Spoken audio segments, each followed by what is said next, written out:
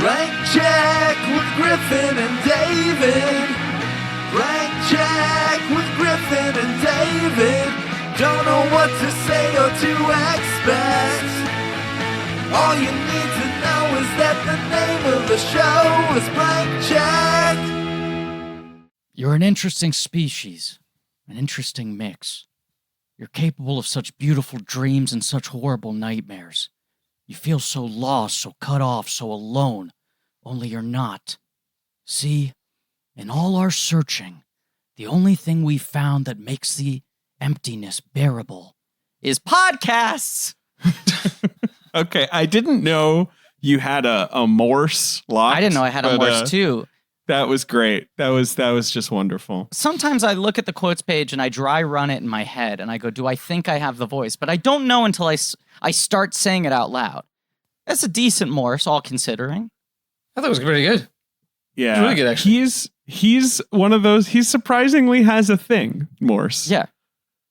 Jamie, have you ever worked with Morse? Have you ever done a Morse? I've never done a Morse. I've never done an Inspector Morse either. Oh. David knows what that is, obviously. I do. Yeah. I do. Wait, No, I've never second. been. I've never been morsed. Never been morsed. I'm very confused for 1 second. What is the unifying thread that would make it so that the two of you knew who Detective Morse was, but I wouldn't? For one, it's Inspector Morse, not Detective Morse. Yeah, So I was you're gonna already say, messed up there. But how do you know that? How do you... There might be a British Isles thing about it. There might be a United Kingdom thing about it, potentially. I don't want to, Famously set in Oxford, I believe, right? Am I making that up? I think you might be right. In the good old country of England. Right, in England. And we both sort of spent some time there. We both sort of grew up there. To be honest with you, I think you probably spent about the same amount of time as me there. Because I left ages ago. That's probably true. 13 years for me, and I feel like it's probably not that different for you, right? It's about the same for me, actually. Yeah. But wait a second. Yeah. Occam's razor states that the most likely scenario is often the correct one. Okay. Yeah, what are the sure. chances that you and I have been podcasting for 5 years and I never knew that you grew up in the United Kingdom? Close to zero, my friend. You're asking me to put faith in the notion based with no evidence that you grew up in the UK. Yeah. Yes, I did, as did our guest. But our guest never did a Morse, and he never worked with the Morse. But he never taught we the love Morse the code. Morse. Yeah. He's great. He's great, Morse. He's great. He's great. Yeah. This movie's got a lot of they're great people. I mean, Fichtner is one of the all-time he's great. Oh, yeah. I did work with Fichtner. I have worked with Fichtner. Ooh. When did you work with Fichtner? Yes, I worked with Fichtner on a movie which maybe has the worst title in the history of film. It was a film called The Chum Scrubber. Oh, Oh, of course. That's right. Yes. A Sundance classic. And I think, if I remember correctly, he played my therapist father in that movie. Wow. Both. Double whammy. Right. He, I have seen The Chum Scrubber. If I could just contest your claim for a second, Jamie, I once appeared in a movie that when we shot it, it was titled Samaritan. I was told that I was being paid $100 to appear in a movie called Samaritan, and then 4 years later, it showed up on Amazon Video titled Butt Whistle. So I would argue that's almost the worst title of a movie that has ever existed. Sure. I mean, had you known that it was Butt Whistle, I mean, I don't know, maybe you would have been in it. I would have asked for $150 at least. That's like hazard pay Sure, I think for being in a movie called Butt Whistle. Got to give me that butt whistle bump. Fichtner, you're right, Griffin. This movie is filled with guys. Scarrett. Yeah. I feel like, Angela Bassett. John Hurt. Hurt, of course. Rob Lowe exclusively on television, right? Like, no, he does one he has one scene, right? Scene. Yeah, he has He's one got a scene. conference He's got a scene at a table. Yeah. Right. Yeah. But it's a real cameo role. That role. But a lot of those, I feel like this is a movie where I forget that so many other big name actors are in it because it was promoted so exclusively as like Foster McConaughey that then you're like, man, James Woods is in a bunch of this. Angela Bassett's in a bunch of this. Rob Lowe's like uncredited. We have to do a Woods minute because I love him in this movie. He wrestles inside of me, James Woods. You want to get lost in the woods? I do. I mean, okay. But this is the post-Gump movie, so it makes sense, right? Anyone who gets called is probably like, oh, sure, Zemeckis? Like, yeah, I'll swing in. I don't care. This is also a $90 million budget in 1997. Yeah, right. So I just imagine that they go to Rob Lowe and they're like, we have like 3 scenes. 2 of them are fragments on a TV interview. We can only pay you $250,000.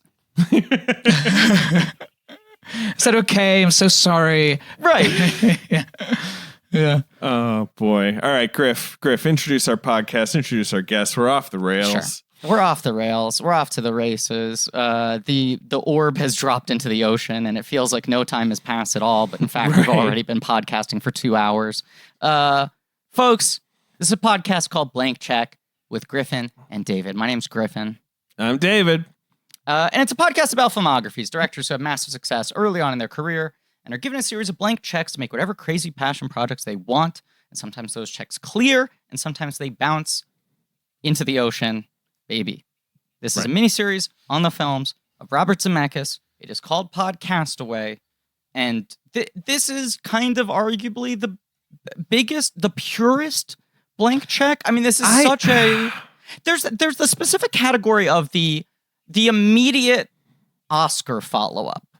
We've covered a handful of those. Well, right, we have. Right. It's like, it's not necessarily their most expensive movie or their weirdest movie, but it's the movie where they strategically say, like, I want to make the thing that either A, I could only make or make at this size or in this way right after winning an Oscar, or B, it's like, I just want the freedom where I can make this and they have to back the fuck off, you know? It's like a project that was long tortured, long, in gestation, passed from director to director, and he gets to come aboard and be like, I'm going to do it. I'm going to do whatever I want. Yeah. And the studio that has been resistant to even making this movie has to just be like, well, all right. Yeah, whatever you want. You made Gump. And it's a hit. I would say a hit. For a movie like this, it's a hit. It's one of those films, it was kind of like right on the cusp where it was like no one lost money. Yeah. And the expectations were either it was going to be a colossal flop or a huge blockbuster, and it kind of landed right in the middle.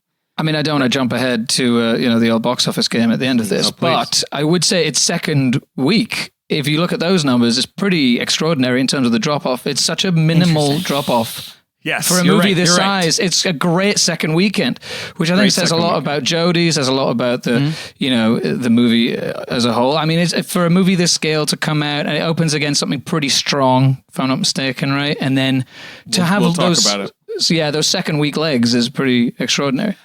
Are you a huge box office nerd? Is this like something wow. Fucking love it. Talking about drop-offs. Love the numbers, but I am a little bit upset. Well, more than a little bit upset. So upset about this box office mojo thing. It's disaster. I mean, it's I know it's like old news and everything, I'll but like, what the hours? Fuck? If you listen to our Swing Shift episode, which is the episode in which I call up like I do my usual routine, Box Office Mojo has suddenly changed, and I don't know what to do. You can hear the panic in my voice. Where I'm like, I don't know what we're gonna do now. We Audio Boom bumped us to a smaller studio that week because they had double booked space, and Griffin then Box Office Mojo was nerfed while we were recording. God. And David and I walk out of it and we're like, well, that's the worst episode we've ever done. It's unreleasable. It was pretty good. And then you listen back to it and it's totally normal. But we were just on like existential panic, like white knuckling, driving our nails into the table, just being like, everything we know has been upended. The numbers is, I use the numbers. It's now, okay. Right. It's okay, but it's not as good. Like the layout of the old one was so nice. It was so easy. It's very fussy, the numbers. It's got lots of little, text that you kind of have to know exactly where to go. I'm looking at Box Office Mojo now. I haven't looked in a while. I mean, it's all right, I guess. It looks like they've done a little work on it, but it's not great. It was so they messed it up. And unfussy before. Yeah. And just my favorite pastime was there was the drop-down menu of adjust to today's dollars, but you could also pick any other year. So I would do that mental exercise of like, what how much would Interstellar gross the same year as Independence Day? Like, I would do all those thoughts experiments, you know? Like, would Avengers even cross $100 million in 1975? Like, I do the reverse. All that's gone. Gone, like vapor and smoke. But anyway, our guest today is a big fucking box office nerd. He is also one of the best actors of his generation. And someone we've been trying to get on the podcast for a very, very long time because he implausibly listens to this show. Ladies and gentlemen, you know him from Billy Elliot, from Turn Washington Spies, from many projects, but most prominently, he's motherfucking Tintin, Jamie Bell.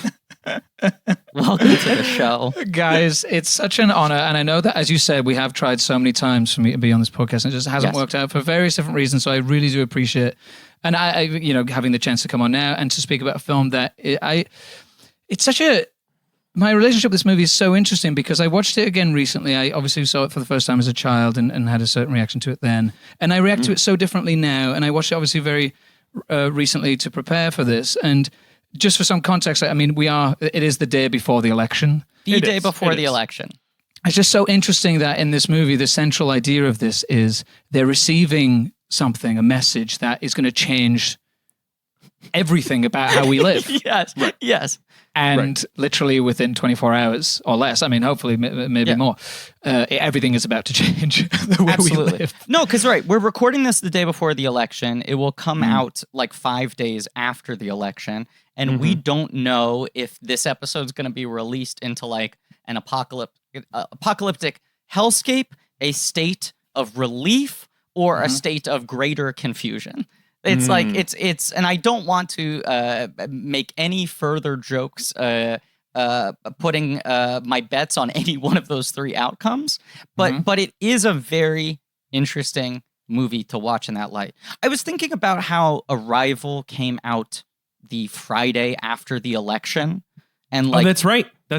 Right. I remember that. And it underperformed. Overperformed that weekend at the box office, and then similarly, kind of like sleeper held to $100 million, which no one thought that movie was going to be a blockbuster of that order, and then became like a fucking Best Picture, Best Director nominee. And people were like, this kind of feels like the movie that speaks to this feeling most. And this movie is an interesting counterpart to that. But coming from the opposite side where it was so hyped, there was so much pressure on it, but it wasn't maybe speaking to a cultural moment in that same way. That's the other thought I had was like, Arrival was made for like, what, like $40 million? Like I feel like 40, 50, yeah. Right. That movie was like independently produced, and then Paramount acquired it, and it was like, they were ready for it to be like a modest performer, and then it became like something more. And this movie cost $90 million, and you're like, it probably would be produced for an Arrival style number today, with movie stars taking pay cuts and a scrappy VFX team.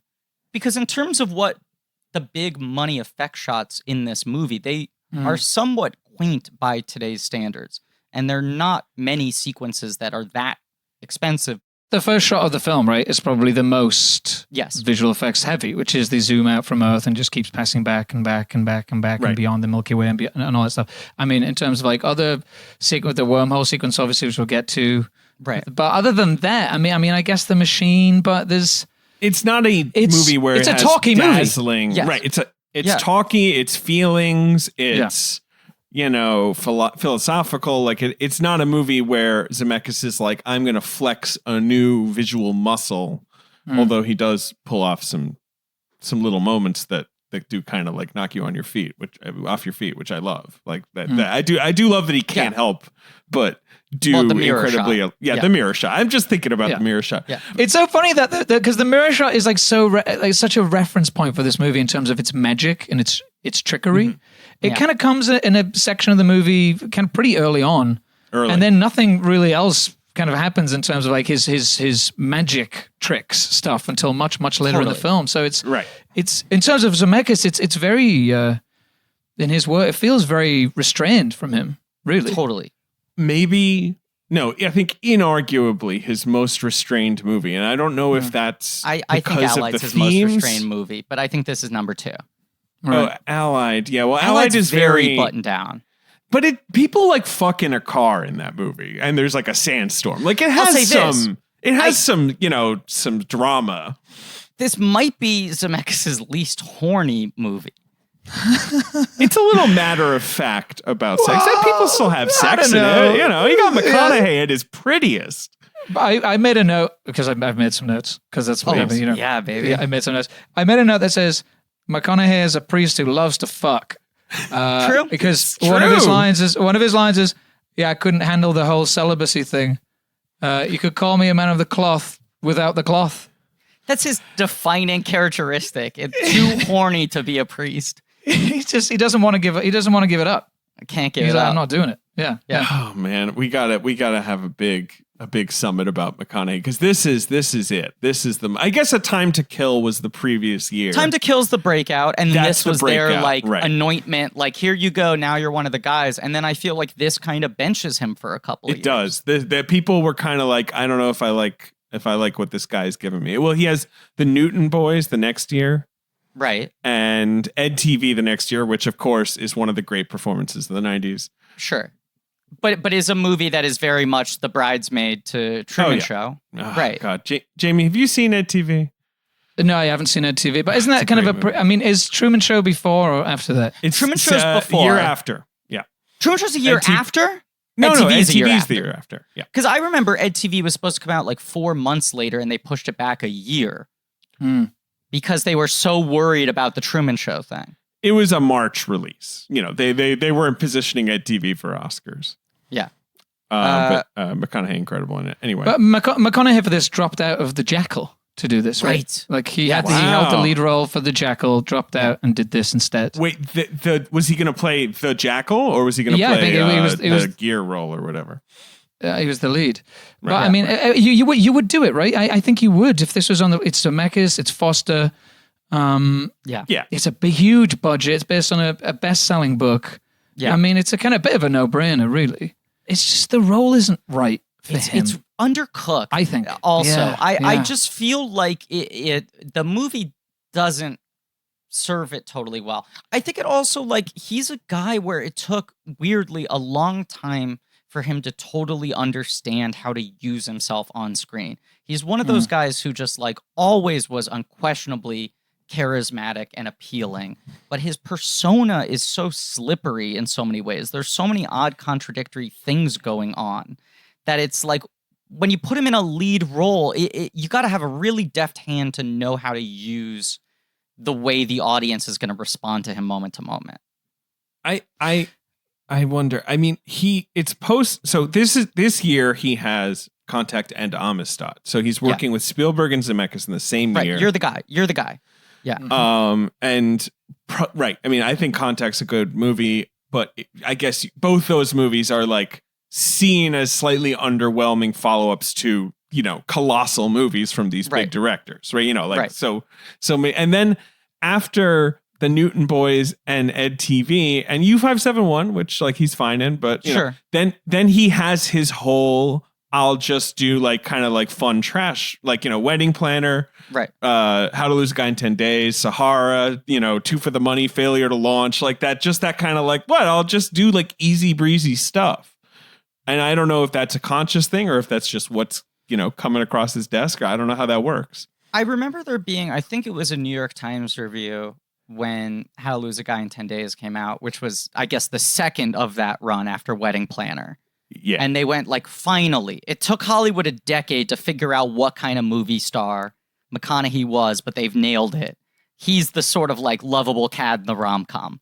Right. And it felt like they were just fuck it, all in, push all in. And then he would do shit like Two for the Money or Sahara that were kind of this feels like his interests. These feel like his passion projects where he's I like gambling or rock climbing, But here's the thing. And I think he's a very sincere person. And he's best when he's sincere. I love him in the movies everyone loves him, Magic Mike and Mud and Wolf of Wall Street and Interstellar. That he's being very sort of just sort of straightforward and kind of like mystically sincere in those movies. But what's the unifying thread between those three roles you said in particular? The movie is kind of structured around like you constantly questioning whether or not you can trust this guy in different ways. Like Bright Mud, it's like, is this guy like an outlaw? Is he dangerous? Right. Magic Mike is like, is this guy a scam artist? Is he on the level? Is he going to fuck me over? And Interstellar is like, where do his allegiances lie with family v. science? Yeah, exactly. He abandoned his kids. Yeah, he abandoned. And in Wolf of Wall Street, he's basically like, he's like a demon. Like, I mean, I love him in that movie, but he's like, he's otherworldly. He comes in, he sings a song, he like tempts him into this dark world, then he like vanishes. Yeah. And then there's Dallas Buyers Club, of course, in that. I just think there's something so naturally seductive about him that you can't position him as just sort of like a sincere innocent.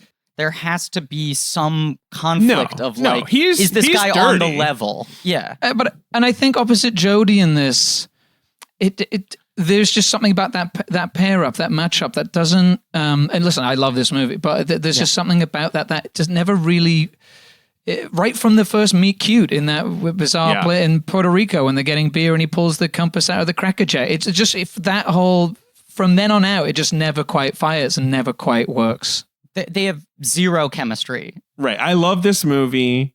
It's a space movie. It's a thinky space movie. It's like right up my alley. And I love both Jodie Foster and Matthew McConaughey, but they are what keeps it, or whatever, their connection or just his kind of way of like flitting in and out of the movie is what keeps it from being like a whatever perfect, movie that I watch all the time. But I still love this movie. Yeah. Jamie, why did you want to do this movie?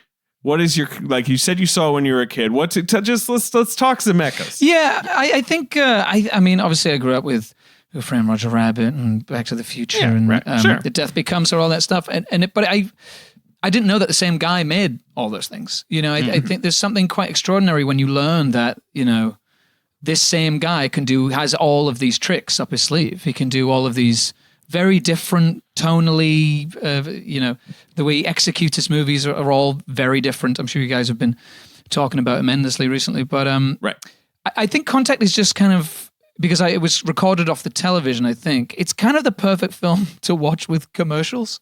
I don't know, that sounds really terrible, but it's kind of a movie that really excels in 20-minute segments with a break. 20-minute segments, then a break. There's something about the idea of the unknown, right? There's something about reaching into the cosmos and something calling you back that is just inherently fantastical and wonderful and what if. And that really inspired me. And I love Jodie. I mean, Silence of the Lambs is my favorite film of all time. Jodie is an actor that there is something in her conviction, in her spirit, that is just hard to deny. I mean, like the final scene in this movie when she's giving that speech, I don't know what it's something about her breathing or something about her tonality and her voice. Yeah. I cannot not be moved by her. So I think if you put her in, and there's a lot of similarities between this film and Silence of the Lambs, a lot of the themes that they're exploring here, Tom Skerritt kind of brushing her aside and institutional workplace kind of sexism, casual sexism and all this stuff. And she plays to authority so well. There's that scene with Tom Skerritt as well where she's like, he's kind of saying like, we're going to cancel it because basically you could be listening for years and hear nothing and everyone think you're a quack and crazy. And she's like, but it's my life. It's my passion to waste. And that's one thing with Jodie that I always have. Like whenever she's voicing her own thematic element, it's me. I mean, it's us. I just can't help but always side with her. So for me, it's it's not cynical at all, which is kind of weird to admit, but this is a purely kind of emotional film for me. I will say that the film has some issues, maybe I would say. Like the first 40 minutes, I would say, is pretty tough to get through. Yeah.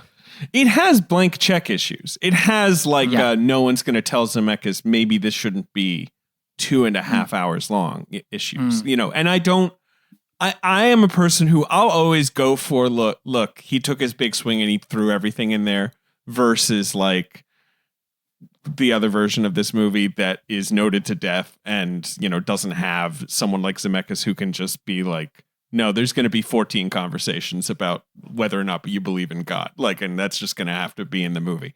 But Yeah, it's got some whatever.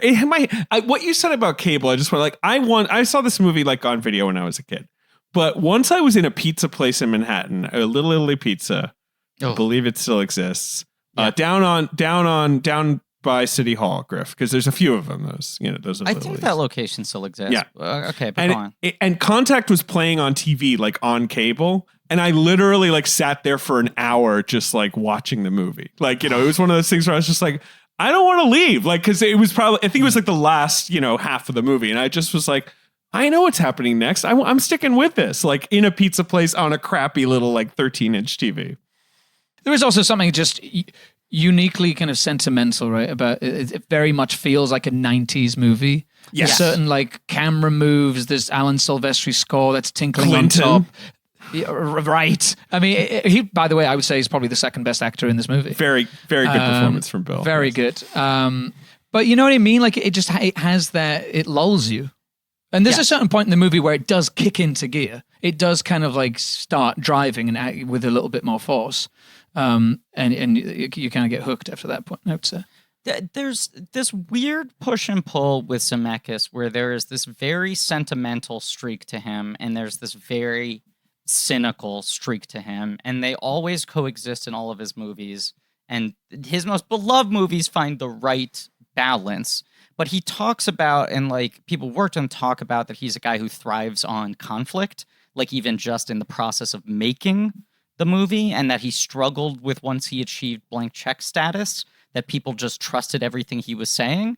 But I also feel like innately, because he is such a high-level filmmaker, because he started out his career trying to make comedies, which are inherently kind of one of the most populous, crowd-pleasing genres.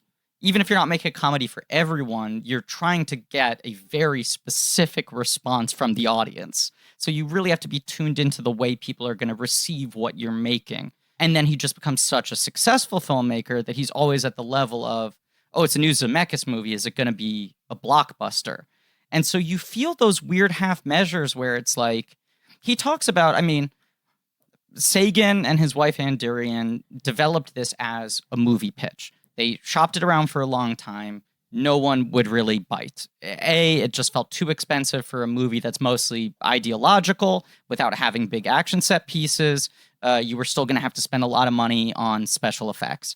And B, it just felt like it didn't have the wham bam kind of thing. It was a little too intellectual. So then they go, fuck it, let's just turn this into a book. They write the book, and then the book becomes a bestseller. So then the studios come back around. They go, well, now that it's proven, now that it's a bestseller. So then it passes through hands over and over again for the better part of a decade. George Miller is the guy who comes very close to making it with Jodie Foster, and then he eventually, I think, gives up. Also partially because he was so fucking done with the studio system after doing Witches of Eastwick.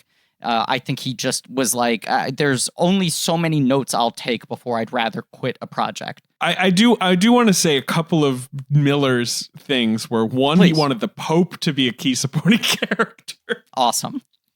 Which I'd love to see it. Fucking rad. Two, I think there was like a big climax where there was like a laser light show in the sky. That's how Zemeckis kind of like derisively puts it. I don't know what that actually means, but it sort of sounds like a Close Encounters thing. Or 2001. He said he liked this. He said he loved the script, and he got to the last page, and there was like a bunch of like angel aliens doing a light show, and he was like, "No, thanks." Exactly. Yeah. So I guess Zemeckis tears that out, but that seems to be part of whatever script Miller was working off of. I just want to know how the Pope was involved. That's what I just need to know. The McConaughey role. It was about Jodie Foster sticking it to the Pope. Fucking the Pope. He was. It wasn't a priest who loves to fuck. He was a Pope who loves to fuck. Yeah. Hot Pope. Yeah. Hot Pope who fucks. Hot Pope. Yeah. Well, there you go. Exactly. It's the original young Pope. David. Yes. Can I establish a no bit zone quickly? Yeah. Okay. Let's get in the no bit zone. Here we are. All facts. Because I want to say something serious, and I don't want you to bombard me with bits. I know you have this tendency to try to shoehorn bits in wherever you can, but I want to speak very earnestly for a second. Right. Okay. Go ahead. My back's been giving me a lot of trouble. You've had back problems in the past. The stress of daily life weighs on you. Yes. I had a back injury that was largely stress related 2 years ago, and a combination of the mounting stress of daily life in 2020, things like the election, combined with a lack of physical activity from lockdown. It's been flaring up, the old back injury again. Well, that sucks. That's too bad. I guess there's no way to handle it. Backs are very mysterious, and that's wrong. That, right? Wrong, David, because I'm here to do something for the first time ever on Blank Check. I'm going to do a live product demonstration.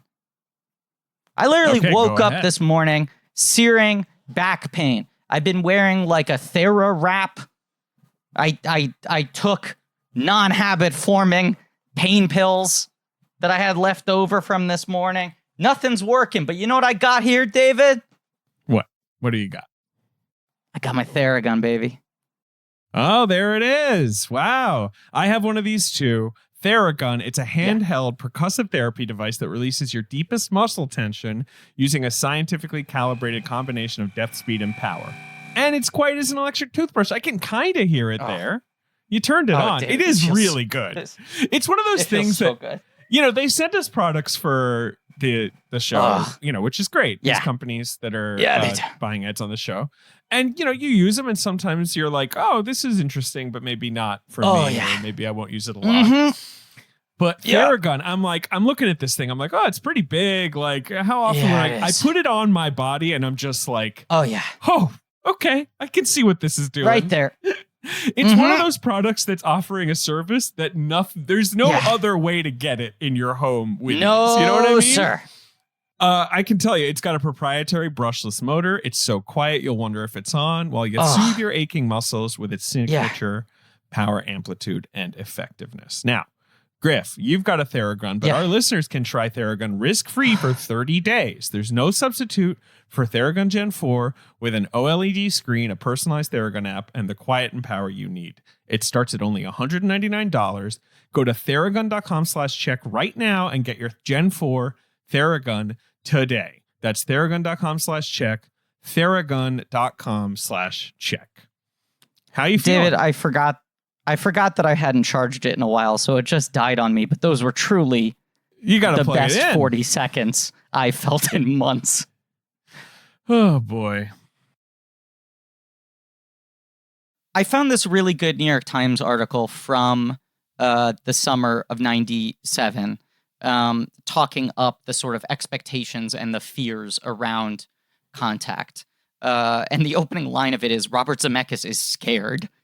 Not scared simply because his new film Contact is appearing in the most crowded summer season in movie history. He's especially scared because it's a $90 million studio film that was made for, pardon the expression, grown-ups. A film that confronts the tensions between science and religion, intellect and faith. There's not a dinosaur in sight. But the thing that really jumped out to me here is they're talking about, Linda Obst being the producer who saved it post blockbuster book. Kept on trying to get it made. And then it was just stuck in that development hell period where, like, if a movie doesn't get made for 10 years, executives start to think that it's cursed and then they don't even want to try to revive it. Right. It's like when your house is like on the market for too long or whatever. Like the house has not changed, but people are just like, there's gotta be a problem. Like this just won't work. But it is a movie that is not without controversy, right? Because doesn't Coppola come after them and try suing them because he thinks that Sagan developed it with him. Yes, right. Yes, the Zoetrope, right? The thing that is wild about that is he sues them, Warner Brothers, like 2 years after the movie came out. Or no, I'm sorry, like a year before the movie comes out, not after, and right after Sagan dies. Like right after Sagan dies. And he dies during production, like halfway through filming the movie. And the whole point of the suit is like, Sagan worked on this with me. So it's so weird that he like snuck that suit in right after Sagan died so that like, I guess Sagan couldn't be there to be like, anyway, it's very weird. I believe that lawsuit was dismissed. Yes. Well, this is the morsel that really jumped out to me. So it's 1994, Zemeckis is editing Forrest Gump, which no one could have predicted would be the movie that it was, have the impact that it had. He reads it and passes on it. And he said here, Mr. Zemeckis was offered the film, but the plot with its ambiguous ending left him uneasy. That speaks to maybe the Laser Light Show with the Angels. Mm-hmm. And then this is his quote that's so fascinating. In the executive suites of Hollywood, there was the struggle that everyone was having with this movie, which is that it defies convention. It's a pedestal picture, said Zemeckis, a 46-year-old bear of a man who is alternately friendly and intense. The whole movie builds on a pedestal, and we don't put anything on top. We don't have a huge payoff. We don't send audiences running and screaming to the parking lot. And then by his account, Forrest Gump comes out, has this meteoric success, and like a year later, he goes, fuck it, I'm probably the only one who could actually get that movie made now. Right. And he kind of makes it out of a sense of obligation of like, this film should exist. And I now have the clout, I have the hot hand that I can will it into existence and maybe try to solve that ending problem. But also, doesn't it feel that initial fear is actually true? Absolutely. I mean, because here's the thing is that it is a movie which goes, wouldn't it be amazing if we heard? And then they're going to do all this business about, yes, we did hear. And then they kind of go and then like, well, I'm just going to teach a bunch of kids. I'm just going to show a bunch of kids how it's done, Right. And it doesn't really deliver on the idea of, you kind of want to see that movie. Do you know what I mean? The movie ends, and you're like, but where's that movie that you kind of want to know what Contact 2 is. Because, the movie literally ends with them being like, well, you've taken your first steps. And you're like, we've taken our first steps? Right. We're 2.5 hours into this 30 thing. minutes? Yeah, it ends up with aliens playing her father, saying like, you have no idea how big this thing is, smell you later. And then just sending her back. I mean, the line where they go like, so that's it? And he's like, yep, that's how it's done for billions of years. Yeah. See ya. It just feels a little bit, and he's right, because how can you structurally, what are you supposed to do now? Like, well, actually, there's a theme park on this planet. like let's go ride a bunch of roller coasters or something. Like, what's he supposed to do? Where's it supposed to go? I mean, and I love that about this movie, and that's, to be clear, I think it's great that it is so unconventional in that way. And also, like you say, Griff, made for grown-ups. I don't think that's inarguable. I don't know what a kid would get out of this movie. Although, whatever. Like a younger adult would, but, like a little, but rated PG. Like, no swearing really. Like, nothing too intense. Sure, like some sex, but like nothing, very, very demure. Like, aimed at the broadest family audiences, but not really for them, if that makes sense. It's an odd beast. Yeah, because it also has like that very sort of like shiny, evenly like 3-point lit Zemeckis look and the twinkly like Silvestri piano notes, which almost feel at odds with what the movie's doing. Not like he's trying to hedge his bets, but he's like, can I sell more complicated questions, a movie that doesn't offer any easy answers, if I wrap it in the Zemeckis packaging that audiences have so accepted now? Like, the Zemeckis brand was so strong, people liked the house style, and he's sort of like trying to find a way to make a movie that's somewhat ambiguous. But this is a movie that has like kind of 4 consecutive endings, and none of them are Big Bang endings.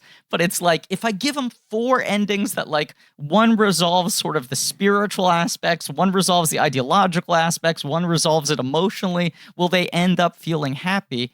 But it also, watching it made me think about this whole sort of subgenre of like adult space movies that I feel like have made a return in the last decade. And you have the ones like Martian and Gravity. Interstellar, Gravity. Well, no. I was going to say Martian and Gravity are just the like survival in space movies, right? Yes, right. Yeah, they're like roller coasters. Yeah. Right. This Interstellar, I'd say Close Encounters to a lesser degree because that's a little Arrival, more fantasy. We mentioned already. Arrival, absolutely. Right. The thinky space movie. Interstellar is kind of trying to thread the needle by having a lot of action, but yes. Yeah, but also sort of like the thinky First Contact movie, like the thinky Are We Alone movie. I even would categorize, even though it's a slightly different beast, Prometheus in this territory, where you make this movie that's sort of like very serious filmmaker working with big actors, making a movie with an elusive marketing campaign where it's like, this has huge sets, huge special effects, and this movie is going to grapple with the biggest questions. And there's always that mystery box anticipation of just like, holy fucking shit, Christopher Nolan's making a movie about Are We Alone in the Universe? And the expectations run so high, And outside of Arrival, which I think succeeded because it was sort of under the radar, I feel like the first response from audiences is always like pretty loud disappointment. And then it will grow a sort of second wind appreciation afterwards, because there's sort of just no way for a movie to answer those questions in a way that is satisfying. And when you sit there in a theater opening night, or even you watch it as a kid, you're just like, holy fucking shit, movie starting. At the end of this, I'm going to understand how the universe works. Like, I do feel like you stupidly invest this faith of like, this movie is going to single-handedly crack it. And the best of these movies try to make it a little more ambiguous and leave you with more questions than answers, because it's impossible to answer. Zemeckis himself said, like, that was his struggle with Back to the Future 2, is he always hated movies about the future, because he was like, it's just some guys making some shit up. No one fucking knows. That's why I wanted to get the future stuff out of the way in the first act. And this is an ultimate, like, nobody knows movie. Yeah. I mean, there is, as a kid, the idea of trying to wrap your head around the, science versus religion, science versus God, and that whole kind of central argument of the film, and then realizing when she comes back, obviously, that she's been on this experience that she cannot in any way prove. She cannot in any way boil down to science. She cannot come up with some sum or chemistry that will show everyone what she's experienced. And it's obviously a kind of very obvious thing to say, but as a kid, I was so intrigued by that concept, because I am an atheist and have always been, and was never raised in a religious family, and it's just never been a part of my upbringing or anything like that. So that dilemma is an interesting dilemma, but it's not a dilemma that like sells tickets.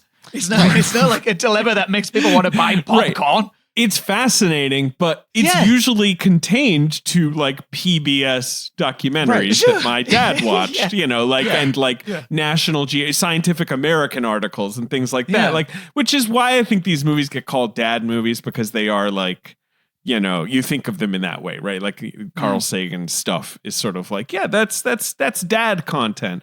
But this movie is coming out on frickin' July 11th, 1997. Like, this is Warner Brothers' big movie for the month or whatever. We will get to the box office game later, but it's like you said, it's a crowded market out there. Yeah. And Spielberg has 2 movies this year. Right. Titanic is this year. This is a no fucking around year. Listen, I'm glad it's made, because it's made for people like me or us. But at a $90 million price tag, is that's a lot for me, for little old me, sitting at home watching on VHS. This is the Linda Opes quote. They're talking about how scared they are that they've invested this much money into a movie that doesn't have like splashy trailer shots and is selling itself on like, this is a movie for grown-ups. And she says, this film does not underestimate the American public. If we're right, it's fantastic. And if we're not, well, it'll just make moviegoing just a bit more dreary.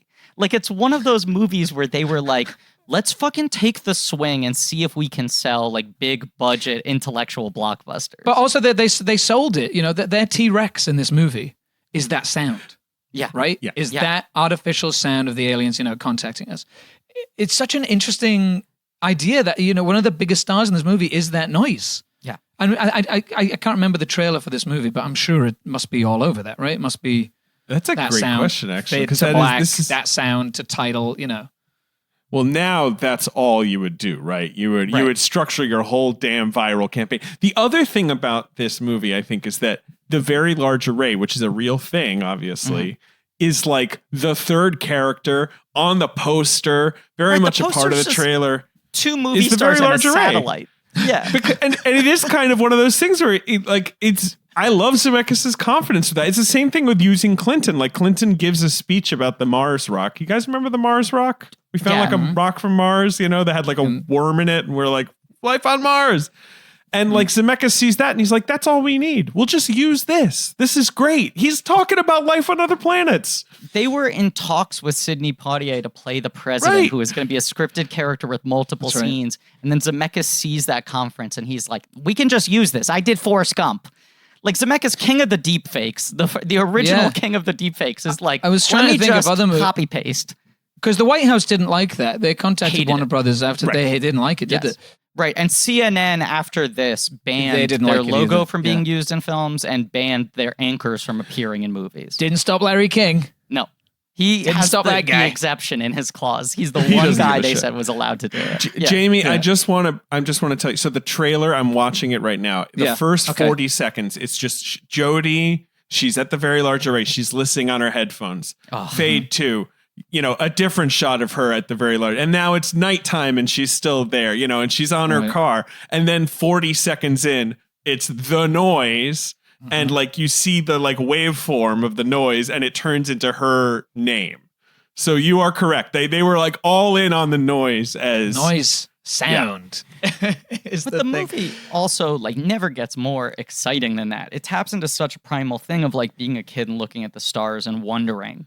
And the second there's just any proof, it's part of that thing of just like the mystery of it is always going to be more tantalizing than any answer that filmmakers can come up with. Like the moment when they're deciphering the signal, all that stuff where they're figuring out like, oh, it's numbers, it's prime numbers, it's code. Well, and then the image. The first image of it is a swastika. Yeah. Is of like. I just love that. It's just incredible because you go like, God, I guess this means they're pretty hostile. I guess, like they have a certain ideology that's pretty horrendous. All that symbol means is suffering and anguish.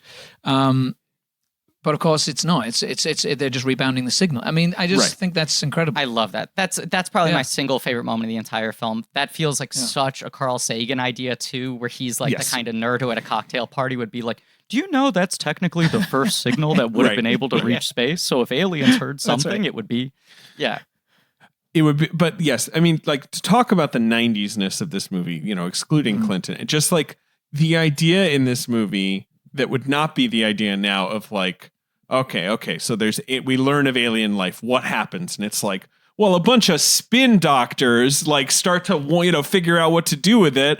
And like the religious right is involved. Like now Paul the movie it would Magala's just out there slinging shit on national television. Now it would just be like nuclear war brews. Like it would be much more apocalyptic. And whereas in this, like Arrival, that's a movie about like we need to talk to each other or we're going to kill each other, right? Like that's and like the General Zima, like all that stuff. But this is more like it's just like guess who gets their hands on the cool alien signal? A bunch of like slick-haired, Washington lobbyists, like the worst fucking people in the world. It is funny that like the balance between science and religion and sort of like cultural pride versus like curiosity and all that sort of stuff like would manifest were this kind of contact made tomorrow, especially on election day. But the difference is any of those scenes where you have someone sort of slickly saying like, do we really want... I'm just like, it's odd to watch a movie like this where the government isn't going on TV shows and going like, eat my fucking ass, okay? I'm not letting aliens step foot on our fucking lawn. You cuck, get out of here. It's like Air Force One is like that, so Independence Day, obviously. So many of those 90s movies where it's just like, there's this quiet disdain for people who work at the White House that is not going to come back around for a while where, and like, the West Wing pilot, that's a couple years from now. Like that's another one that revolves all around like, well, the religious right is on our ass. Like, it just feels like now just very quaint to think of them as like just a sort of fly in the ointment, not fly in the suit. And Rob Lowe flips. Like this is Rob Lowe coming off of his 90s where he's mostly playing comedy assholes. Right, where he rebuilt his career as playing like the dickhead in a bunch of Lorne Michaels Wayne's movies. World, Tommy Boy, Austin Powers. And then the Austin Powers sequels. Right. And then it's like he does this in the middle. This is sort of an outlier. And then he ends off the decade with West Wing. And now he becomes like the guy in the White House. Right. Yeah, he's George Stephanopoulos. Anyway. But yes, The Contact. One of the other things about this movie that is a little bit confusing now watching it as an adult is... why is McConaughey in these rooms? Totally. Do you know what I mean? Why is he in these places? It just doesn't make a lot of sense to me. Yeah. There's a scene where Jodie has clearly cracked something. I can't remember what bit she's cracked, but she's cracked something. Maybe it's the blueprints or something. She's found the blueprints, and then she's kind of saying, "This is what we think it is. We don't know. I don't want to set off any alarm bells or whatever." Angela Bassett's kind of shutting her down because she's speaking. She just needs to kind of keep her quiet, basically. And Tom Skerritt kind of takes over, and then McConaughey walks in and just takes over the meeting. Yes, just oh, here he is. Here he is. We need to listen to this guy. This guy has nothing to do with this, didn't find and didn't discover shit, and he's just going to sit down and take over this fucking meeting. It doesn't I just don't understand. He's just a Christian philosopher. Right. I don't think he ever announces I'm staff. His here role or is whatever. technically spiritual advisor to the president. I just don't think that's actually a thing. Is it? Well, I've never heard of that. I feel like certainly there's always this feeling the president needs to have some theological counsel. But what they wouldn't be is this cool and this chill, Yeah, sure. Right. It's fucking Falwell Jr. has Trump's ear, but it's not some guy like this who's I don't know, let's consider all positions. I definitely don't fucking think he'd be late to meetings. No, absolutely not. Casually strolling in.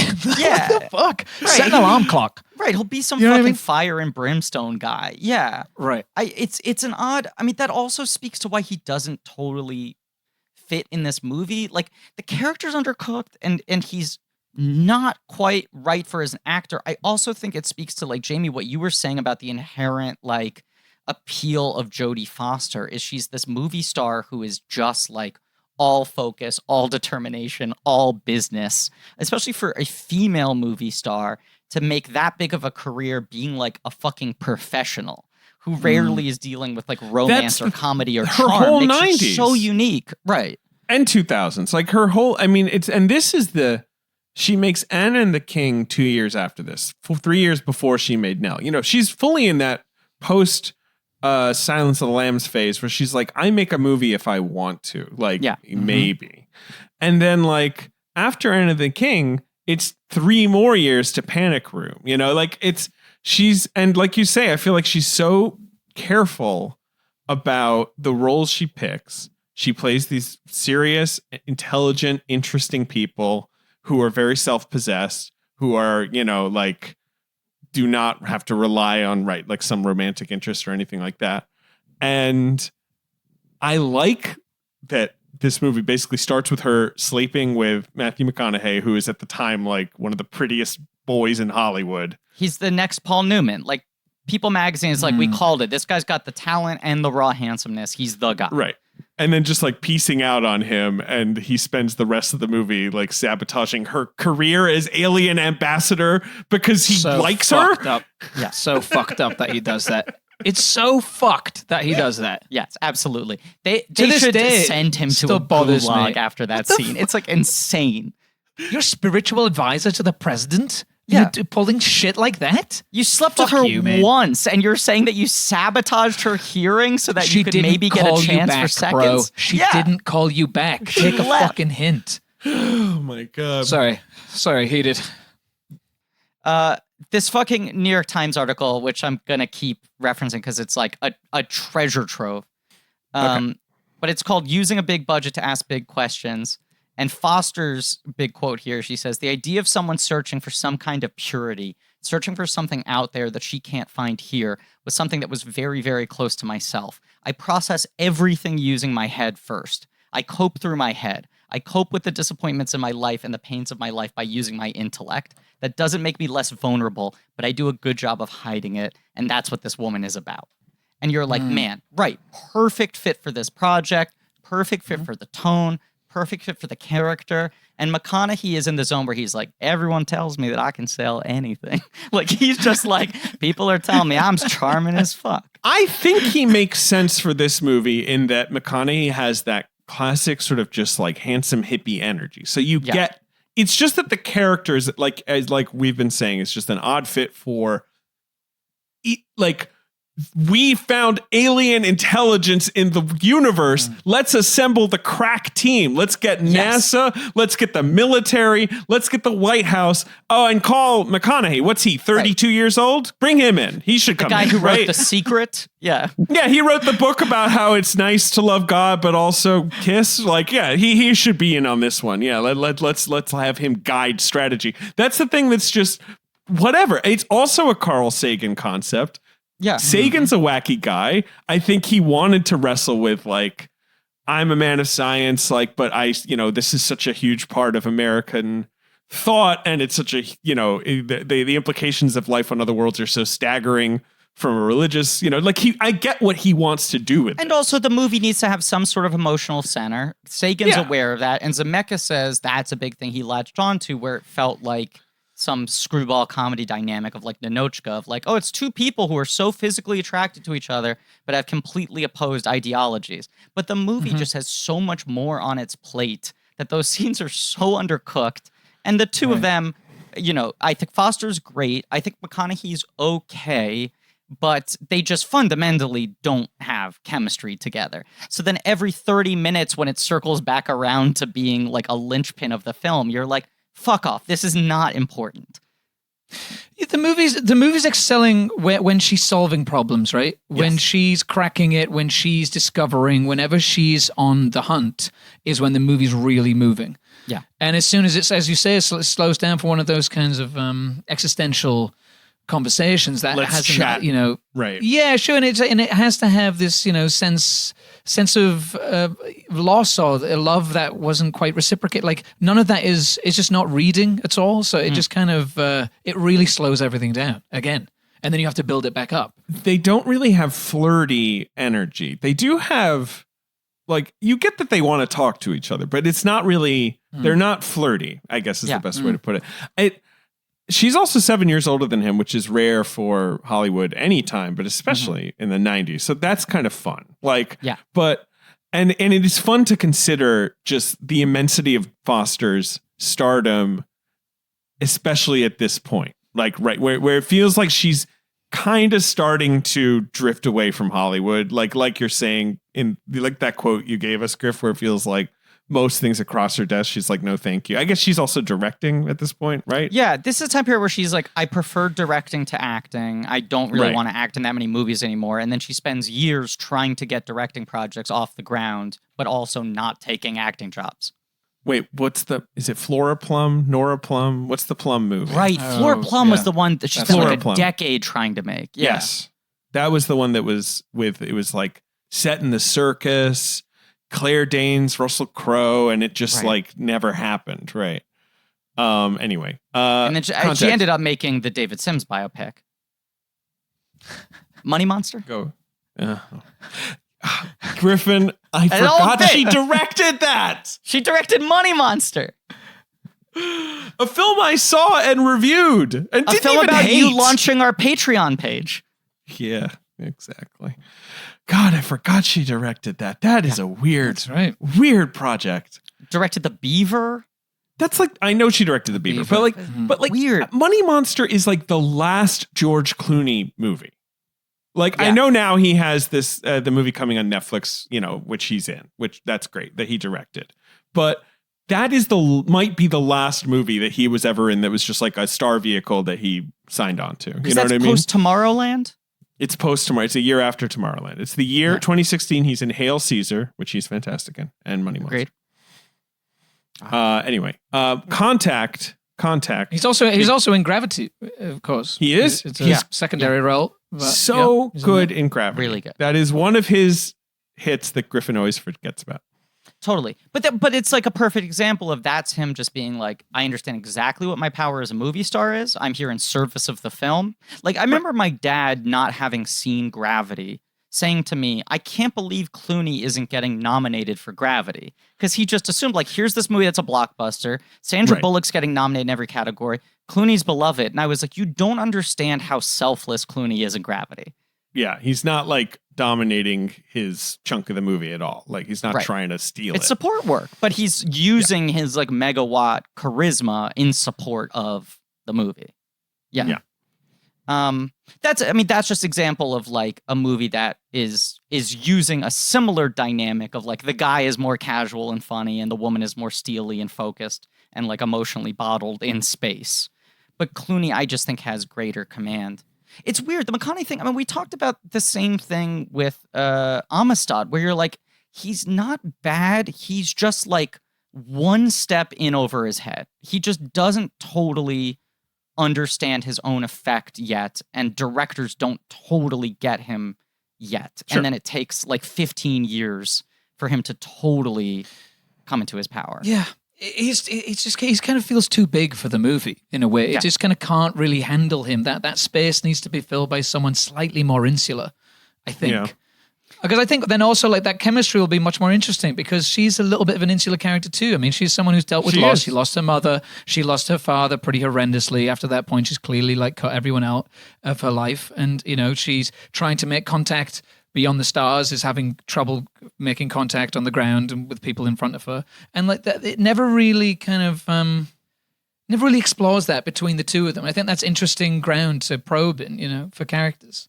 That's the other heart of the movie is the dead dad. And like, I know people like to, you know, whatever, roll their eyes because it's such a common script trope, but I like that trope and I have no problem with that trope. And especially when it's this well executed and it you know, it hooks you. Zemeckis sort of like digs that in really early. There's plenty there. Like, I don't necessarily need McConaughey, but I don't mind McConaughey as her foil. The movie just can't sell me on the moment at the end where he's like, you know, the secret other reason is that I really like you. Where I'm just like, nah, I don't think so. I don't think either of them buy this. Like, he'd be okay if he's just floating around. Ring, ring, ring. Hello. Click.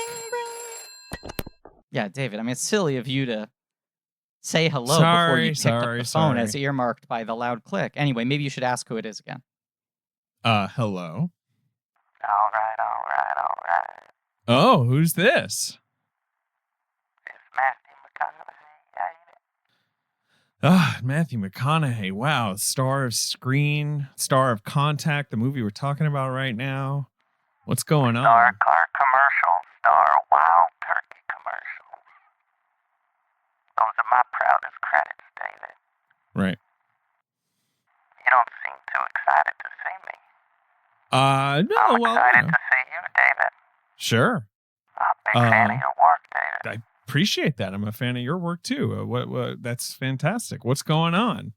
You know me, baby. I just keep living. Okay, well, that's nice to know. I feel like we don't have much to talk about. I mean, but that's cool. Don't have much to talk about, David. You're here with the king of the ad reads. Oh, good. Wild Turkey. Corswell. Right, yeah, you do a lot of famous commercials. Okay, yeah, that's true. Your mellifluous voice. I don't know, David. Why don't you put me to good use here? Well, okay. I mean, fine. Let me bounce something off of you. We've got this longtime friends of the show. Baby. It's called Noom, and it's an app that is going to help you adjust your lifestyle, understand the psychology behind your decisions, and get healthier. Like, say you want to diet, say you want to lose some weight, say you want to motivate yourself in some other way, practice self-care really in any way. Noom is the app that's going to put that together for you. Okay? Does that make sense? Okay. An app. Okay. Yeah. All right. I mean, that's fine. But look, let me just tell you a little about Noom. It is an app, as you say, but it's going to help you. An app. It's going to help you feel more confident in your clothing, give you more energy. It might help you understand your thought patterns better around food or exercise, give you a bit of a stronger sense of self-worth, better mood, less stress. There are specific lessons you can learn by using the app about your psychology, your habits. And it's just like 10 minutes of the day. Maybe you're logging your food, you're logging your exercise. Maybe you're talking to a goal specialist who they can, hook you up with, who's going to help you keep motivated. You can talk to the other Noomers, the other community members on the app to just sort of like keep yourself changing your habits in the ways you want. It's based in psychology. It teaches you why you do the things you do, and it empowers you with the tools that you need to break bad habits and replace them with better ones. It's not a diet. It's a healthy and easy to stick to way of life. life. I don't know. I'm really struggling here, David. Wow. Yeah, you really are. I don't know what to do with you on this one, but let me just tell you, you don't have to change it all in one day. Small steps make big progress. Sign up for your trial today at noom.com/check. What do you have to lose? Visit noom.com/check to start your trial today. That's noom.com/check. I also really fucking hate that that the last line is given to him before he gets in the limo. Yeah. That just really bothers me. I don't know why. And it's very touching. Like, I love her in the car and I love her reaching out, and she's so good physically and her eyes are so connective. This movie is like about Jodie Foster's eyes Her as much fucking as it's eyes, about right? anything. Yeah. Yes, I agree. I really dislike that moment is given to him, and I know it's a reactionary moment, and she sells it and kills it and everything, but she's so undermined in the rest of the movie constantly by Tom Skerritt, right, by the president, by all the, Angela Bassett, all these people, that it just, so James Woods, obviously, it just feels like in that last moment, I want to have her say her fucking thing and walk out and drive off into the sunset without him having to qualify her. Yeah. It's one of those Spielberg-y things of like, I don't trust that the audience got it. I want to underline everything as directly as possible. Let's give it to the guy who's light and charming rather than the woman who's been sort of like brazen the entire film. I do think watching it, like, I feel like I'd like this movie a full half star more. How many stars do you like it overall? I give it like, I'd say a 3 out of 4. Okay. Right? Or like a 3.5 out of 5. This is like a 9 to me. Jeez, this is like a 4.5 to me. I mean, well, I'm saying it would be a 9 for me if it ended with, not literally, but the final note it ended on was her hearing where she attests that it happened, but she doesn't have any proof. Like, that's right. The most interesting, lingering thought of the movie. The ending should be this, right? She does her thing in with James Woods in whatever that testimony that she's giving. Yeah. Which is fucking, and she crushes it, and she's brilliant in it. Incredible. Yeah, I watched her last night and was like, I'm going to cry. She's brilliant. But then it should end with Angela Bassett saying, what's interesting about it is it recorded 18 hours of it. That is interesting, isn't it? Black. I would also accept that. I think the McConaughey, given the moral out of the car, doesn't work for me. Yeah, right. Woods' reptile face in that scene and in every scene that he's in is so good. One of my greatest conflicts in my entire life is that James Woods is like one of my 5 favorite actors of all time. I love him so much. And like, especially in this 90s run where he's just popping up, like, and he like Casino, Nixon, like, it's just he'll just give you 20 minutes and like play a super asshole. But then like in the Virgin Suicides, play like a genuinely kind of sweet, befuddled guy. Like, he was such a versatile actor. Yeah. I know he barely works anymore. He really just doesn't work anymore, right? He's all in on Twitter. Like, he has shadow banned. Yeah. Yeah, right. He hasn't really made a movie since White House Down, which is 7 years ago. I love his reaction to the swastika when it comes clear on the monitor. He just goes, okay. And walks away. I love that reaction. It's great. Okay. Oh, God. You know what? I feel like the ending should be one of two things. It should be her giving the testimony, and then they find the tape, and it lingers with the question of, are they ever going to release this? It's still sort of a leap of faith thing. Or it should be her giving the testimony, and then it cuts to the ending with her teaching the kids. But I feel like you either want it to be she was never able to prove it, but she's devoted the rest of her life to trying to convince other people to ask the big questions. Or it should be she couldn't prove it, and we don't know whether or not the government decides to back her up. We're talking about the end of the movie, but she would be a messianic figure to people. And there's that hint of it, like when she walks out of the Capitol and there's people holding signs. But which like, I love that. Yeah. I love that too. And I just love that little implication of like, there's that available to her, and she has gone more the path of like, well, I'm just going to do my work and like I'm just going to be over here.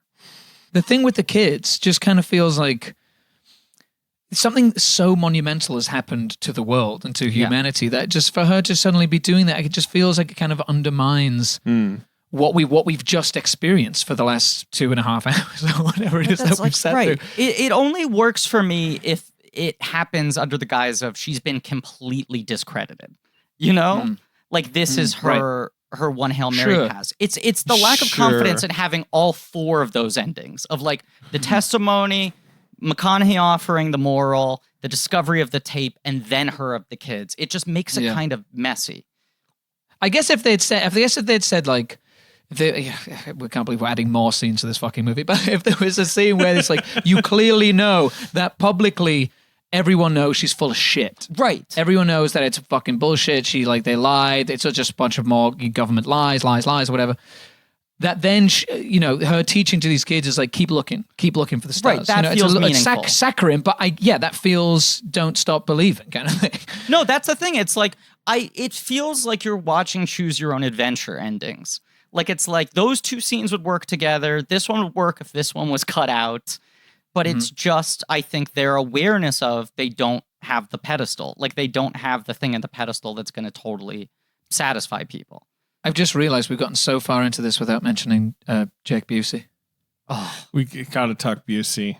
I mean, how the fuck was that? Has he not come up? I mean, God. Well, guys, look, I mean, he is like using the Very Large Array or using the Arecibo, observatory or right. It's like, he's just like, we'll just use Jake Busey. He will communicate everything you need to know. Just the sight of him with long blonde hair. That's it. Right. Like that'll Something's shake America to its core. Right. I wonder what the breakdown looked for this, where it's like a religious like cult leader needs to look fucking weird. Audience needs to remember him after limited screen time. What about that scene where he's in the whatever the machine is, and he's in he's the launch in disguise exactly, and she's looking at the monitor. And people who are listening are not going to see what I'm doing, but I'm just going to he kind of does this. He does the world's longest turn to camera and then like moves towards it, stares down the lens, finds his light. It's what Jamie did. He passes his eyes across the screen like a snake. Like and he's smiling. Yes. Like he's like, I'm gonna get away with it. Like a great plan for it's like a supernatural evil. But he's barely in the movie, makes such a fucking impact. Yeah, in the that's movie. the thing. He understands right. Yeah. Does he have a line? Like, does he say like anything? Those group scenes he's when yelling. There's like when they think the contact at the launch and he's like yelling. Right. He doesn't have dialogue with anybody. You hear yelling is a line, David. Yelling is a line. It doesn't matter. We have lines where we're yelling, David. Yeah. But it's not like he's like, I'm here because like there's not that moment. But like the sight of him, you're like, oh, I know why he's there, and I don't like it. Like that's and like the play-by-play of him blowing up. By the way, my wife is just like, didn't that cost like $1 trillion? Like, haven't they been talking about how expensive this thing is? He blows it up in 5 seconds, but like he's on the camera and she's like, he's not supposed to be there. Everyone get out of here. He's like, what's going on, Jody? The guy with like the bleached eyebrows and that really creepy like sex offender wig. Oh, that one, like, yes. Okay. Oh, okay. And they're like, try and get in touch with Scarrett. And, meanwhile, Jake Busey's just like slowly removing a trigger from his pocket while everyone's just like, well, wait, what's going on though? Wait, walk me through it. Like, he's still just making snake eyes at everybody. This movie has inexcusable reasons for people showing up in certain places at certain times. It's just, it's kind of insane, really. I do love the sort of like cyclical nature of her relationship with Scarrett, where he keeps on popping up as being like the figure of obstruction for her. Because that just feels so true to like the bureaucracy of government, of trying to work in science around a culture that doesn't really respect it. It's like he becomes the figurehead of the guy who's always one step above her, limiting her. I mean, that's another one of my favorite scenes in the movie is when they're right before the launch and he's just like, look, I actually agree with you. It sucks that 90% of our country will not swallow anything unless we project some sense of religious purity. I wish I could give the answer you could, but if I did, I wouldn't be wearing this jumpsuit. Smell you later. That's because he said he believes in God in his own testimony when she hasn't. Right, that's right. Right, which is also such a good scene. Like, and that scene is kind of only undone by McConaughey's performance is so odd in it because what he's trying to earmark is this is a crisis of romance for him. Right, which we haven't bought into at all. Yeah. Right. But that scene is so great where you're just like, okay, she understands the challenge. She understands how like diverse the candidates are going to be, how like, you know, strong and varied this board is of the selectors. But she makes it to that hearing. She's nailing everything. And then they ask her that one question. And it's like, here's a person who fundamentally cannot lie. She is incapable of bullshitting and giving some wishy-washy answer about her belief in order to get the job. But the second they ask her, she's fucked. She knows she's fucked. But don't worry, because they're built too. Well, that's the thing. It's like, so my wife's never seen this movie. She's Forky. My wife, Forky, sorry. And she's like, oh, so she doesn't get to go to space. And I'm like, no, she's, you know, she'll go to space. She's Jodie Foster. She gets to go to space. And, you know, like, I'm like, it's not like the movie's like, anyway, Tom Skerritt got to go roll the credits, you know, like, you know, but and he comes back and he's like, yeah, there's aliens. It was cool. Like, yeah, they look like Jodie Foster's dad. For some reason, they said, this is the form we chose to take. We thought she was going to make it. It looked like the guy from The Rock, not Ed Harris, but you know the other guy he's like so really good in everything. Yeah, right. He's like the dad / therapist and chum scrubber. Have you seen? Yeah, he's like the. But anyway, and Forky was just like, I mean, it makes sense. There's no way a lady would get to do that. Like, it would be too easy if she got to do it. Like, you know, especially at this point in time, at this, you know, like, you know, it's just like, no, Jodie Foster they can't just be like, nah, you're the lady. You're going to do it. They're going to pick Tom Skerritt. It just makes sense that a congressional panel would decide that. And also, the only way she ends up getting a seat is like crazy fucking liberal Rupert Murdoch in space using anti-gravity to fight his cancer is like, fuck you, there was a second one and I bought the company. Pack your bags. Oh, God, what a bizarre second act twist it is. Because I love the original, the first John Hurt scene, but then it's like scene 2 where he's like, yeah, I'm on Mir now. Yeah, no, I'm floating, exclusively floating at this point. I love John Hurt. John Hurt's great. I worked with John Hurt on Snowpiercer, and he was fucking amazing. He was just like, you know, he was that guy. He was the guy who was sitting on benches, smoking, telling stories of him, and you know, his younger years with his other actors that he was with at the time, and just phenomenal stories. He's a leader. We were just enamored. Everyone was enamored by him. He just looks incredible in Snowpiercer. Like he just looks like a rag man or whatever. You know, like his face is so perfect and his beard is so bushy. I love his look in Snowpiercer. Yeah, he's phenomenal, phenomenal, and he's great in this. Actually, I mean, he's great. It's a real character in there. Yeah, you know, and he doesn't have a lot to do, but he really makes an impact.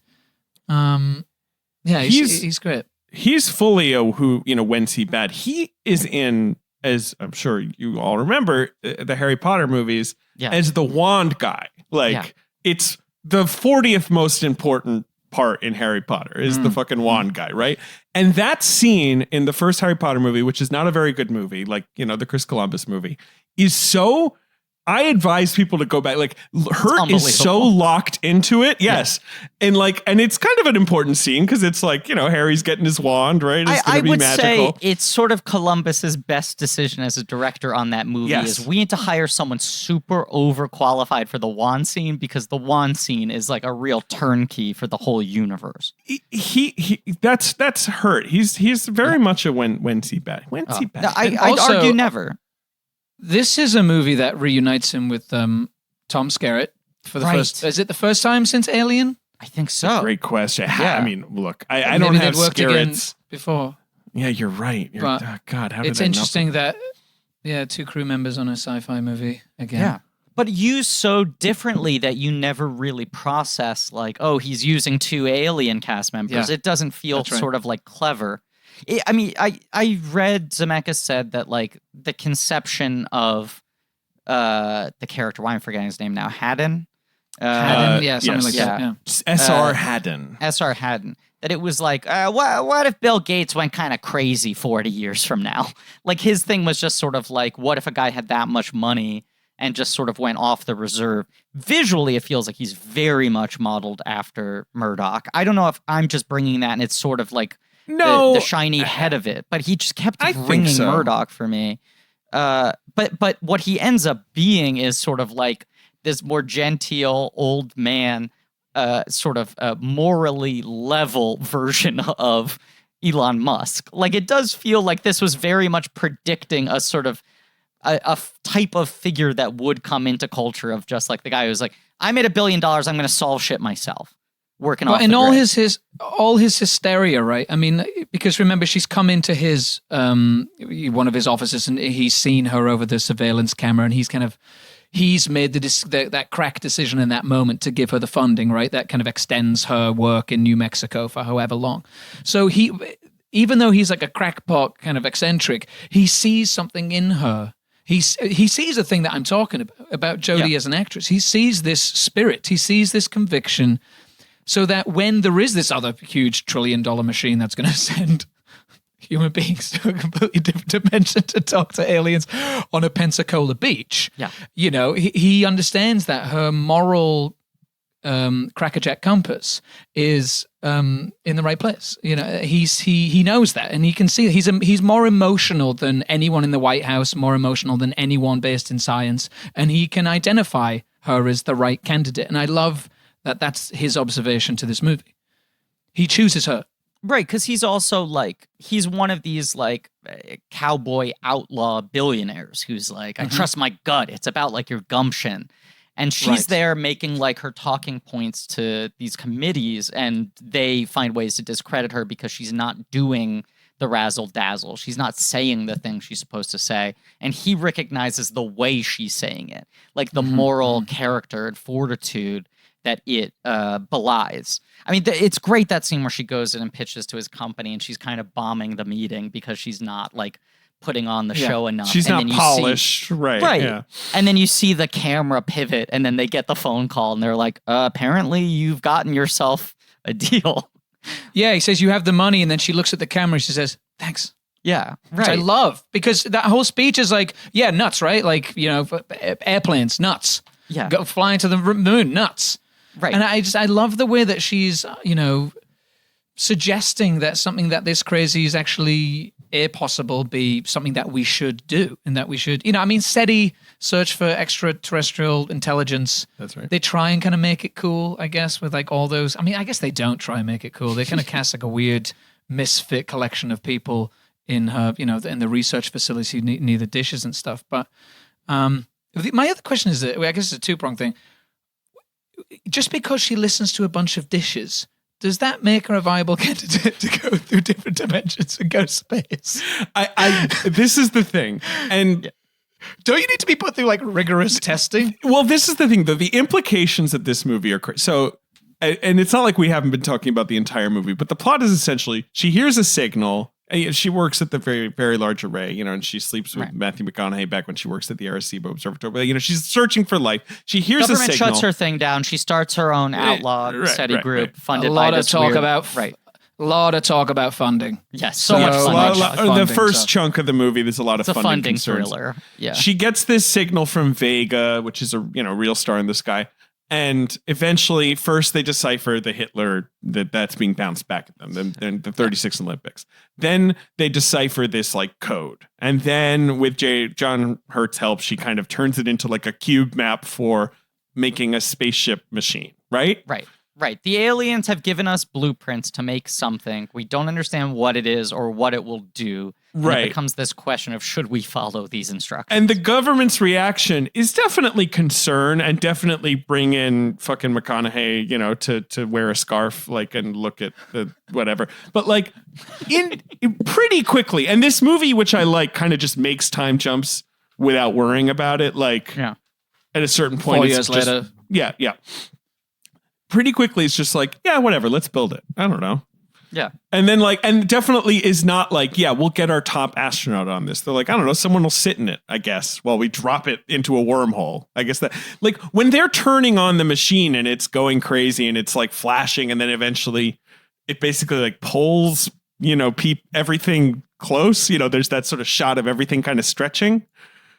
Why is no one wait, is this just a fucking nuclear is this just a weapon that's going to kill us? Why did we build this? Turn it off. No one there is concerned. That's what I like about the movie. I mean, I grew up. She doesn't even wear a helmet, Griffin. No, she just less. wears this there's cool... no oxygen going into that. She doesn't want to have a fucking thing. harness. She's she take doesn't want all a chair. of this stuff out of there. Yeah, let me stand. Want a chair. I'll plant my feet firmly on the ground. She doesn't want a chair. Don't give me handlebars. She really doesn't. She's like, I don't want any fucking comfort on this journey. Okay, both of my parents are dead. Right, and also, it wasn't in their fucking blueprints. And it's the blueprints from the people who sent us a fucking The Hitler blueprints speech. are literally it's just a person doing a sort of Vitruvian man pose inside a fucking, cubic zirconia, and that's it. Yeah. And it's drop it in. We'll handle the rest. And everyone's like, yeah, I don't know. We could spend $1 trillion on this. That's fine. I was a kid who fantasized about being an astronaut, a thing that in retrospect seems absolutely bananas with my temperament. But I was just oh yeah, that's the ultimate job. I would want to be an astronaut. I was always fascinated by space travel and the idea of searching for extraterrestrial life and stuff. But I always struggled with actual hard science. I've only ever been able to process science through fiction. I flunked out of every science class I ever took. But the idea of I also was a kid where I didn't grow up atheist, but I think for a very early age, I did not really buy into any organized religion. I think just out of the I don't like everyone telling me that this is what it is. I was very spiritual as a kid, but I was more sort of abstractly curious about all of these things. And I was the first kid. My parents, I think, tried more to raise me with Judaism because I was the first strike by my sister. They barely gave a shit anymore. And it was just sort of the perfunctory, ceremonial aspects of things rather than any feel deep investment in faith. But watching this movie, it does hit a lot of the pillars of what I sort of bounce in between, where it's just this idea of wanting to only believe in things that are absolutely based in fact, that can be quadruple verified, and also needing to have some sort of willful naivete and optimism. Because the whole thing is everything that doesn't make sense in this movie of would they really hire this person to do that? Would they not? Is all this clash and this contrast. And even you get down to her character where she's I'm a numbers gal. It's just about numbers for me. That's all I care about. Right. Matthew McConaughey, I'm going to fuck you one time because it's been 6 weeks. I should probably fuck you one time. Girl's got to get it. But then back to science. But fundamentally, the whole time she has to keep on believing that this pursuit is worthwhile without evidence. It takes so long in the movie and so long in her life for her to get any positive response for all the work that she's been putting into it. Well, there is this kind of really interesting moment when she gets to Vega and she sees David Morse on the beach, and she kind of reacts as though she's in heaven. Yeah. Which would imply that she believes in a god. She kind of believes that she's experiencing some kind of miracle. And there's a kind of very interesting little shift in her performance where she goes, no, Occam's razor. She goes, they don't want to scare me. Right. And you see that scientist click in. It's just, there's a very interesting, it's a very subtle beat. It's a very short little moment where she kind of goes, oh my God, I believe. And then she's reminded, no, science, think, Occam's, that bedrock of your whole belief, right. Occam's razor, that simplest thing has to be true, and science and math and numbers come in, and she suddenly shifts, and she knows she's not with her own father, which again, in a way, is a kind of loss for her. For a sec, she wants to believe that it's really him. And she goes, oh no, but I don't believe in that. I believe in them. But wouldn't it, there is that argument for a sec for her character. She goes, wouldn't it be nice if you just did believe? that you could believe it was actually your father, maybe. It's an aspect of the movie where I think Zemeckis uses an impressively light touch of just like Morse is really effective in those opening scenes, so he makes the impact in your mind. He stays there as some sort of like emotional kind of like center of the movie, and they don't underline this so much, but it does feel like subtextually, here's this girl who like lost her mother in childbirth, lost a father young. He raised her with this interest in space and the skies and this pursuit of like truth and knowledge and what could possibly be out there. And like to some degree, she is out there listening all the time because she wants to hear his voice. Like you get the sense that she would never admit it out loud, but her greatest belief is that somehow she could find some way to communicate with her father again, which goes against hard science, you know? And as you said, she gets moment. Not if you've seen Frequency. That's the thing. Oh, she had sure. seen Frequency. She had seen Frequency. This character. You know, you can talk to your dead dad. Yeah. What a potent idea that movie is. It was we should do a Hoblet miniseries. Yeah. I had to look that up. I'm sorry to admit this, but I had to look up the director of Frequency. You had to look up Gregory Hoblet. You know what? Hoblet, it would be Primal Fear, Fallen, Heart's Fracture? War. You got a Colin Farrell in there. Fracture, which is that the one that's about I killed my wife. Yeah, that's Hopkins and Gosling, and he goes, "I killed my wife. I want you to get me off." I think. Oh right, it's not the one that's about the Jinx though. That's a different. No, that's all good things. No. Yeah, right. Yeah, right. That's and right. then That's Untraceable, which is a classic in the internet murder. You know, much like fear.com or the net, you know, it's like, oh, the internet. What if there was a website called www.die.com? Is that the one where the poster is Diane Lane and then there's a clicker on her mouth? Yes. A little mouse cursor. Yeah. Let's do it. Unpodcastable. Anyway. Unpodcastable. Yes. No, the unreality of the scene with her father is heartbreaking, I would say. Like, and also like mesmerizing, and obviously it's incredibly exciting for her.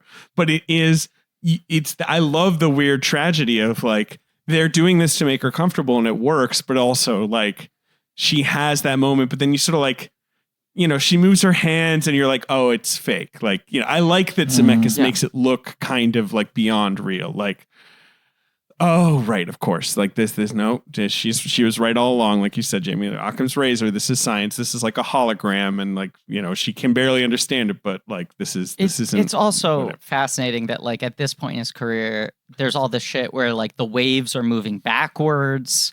There's like the lighting doesn't match like where the source is for like it's brightly lit. There is no sun. Yeah, right. That's right. Like he does all these things consciously to make it look unnatural, to create that unease. And it works. And then, like, within a decade, Zemeckis is like, look, it's photoreal. I did it on my computer, and it's photoreal. And everyone's like, no way, this creeps me out.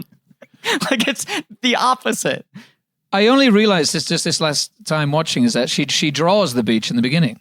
Yes, that's right. I didn't catch that until this last viewing, but right, I like little things like that. Yeah. There's a lot of Spielberg nods in this. We're going to need a bigger antenna being one of them. It feels very similar to the ending of AI for me too, which people misinterpret as like a happy ending, where it's like we've recreated a facsimile of your parent in order to make you comfortable, but it's all underlined with like the sort of creepiness of this is like programming. Right. And AI is the best because it's like, you're finally here. And he's like, and the alien's like, sure, I'm finally here. And he's like, great, I can die. Like, right. That's right. And I want my mother to die with me. Like, here's the last DNA strain that exists of your mother on the continuum of time and space. We can pluck it and give you 24 hours.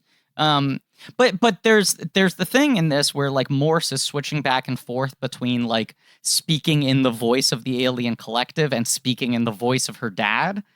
And he'll like say one thing that's sort of just like very objective about like, this is what you have to do. This is how we operate. And then he'll go like, you have your mother's eyes or whatever. And she's so good at playing the like, I've waited my entire life to hear my dad say something like that again. But also this is really weird and creepy and not real.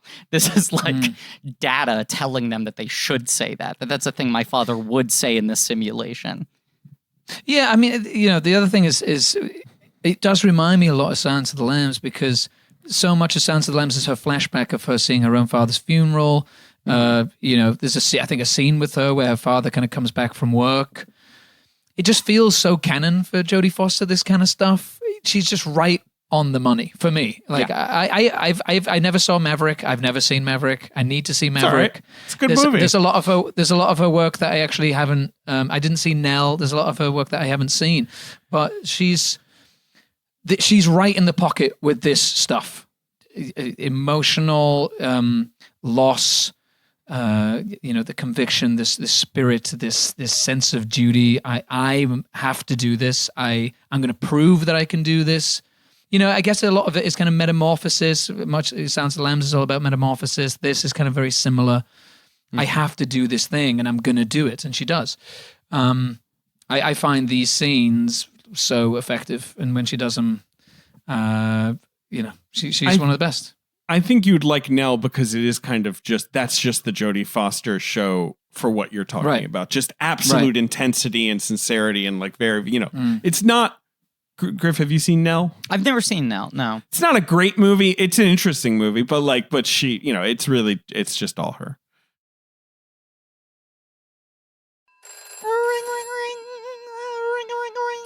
Oh, very, very romantic sounding phone call. I'm picking up the phone. Click.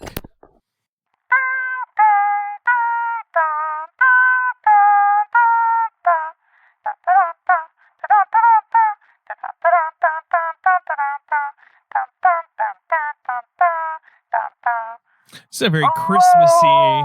Oh, hello, who's this? Who do you think it is? I'm gonna hazard a guess that it is Santa Claus, Father Christmas himself. No, Who it's is not. it? I was doing a voice. It's Flat Stanley Claus.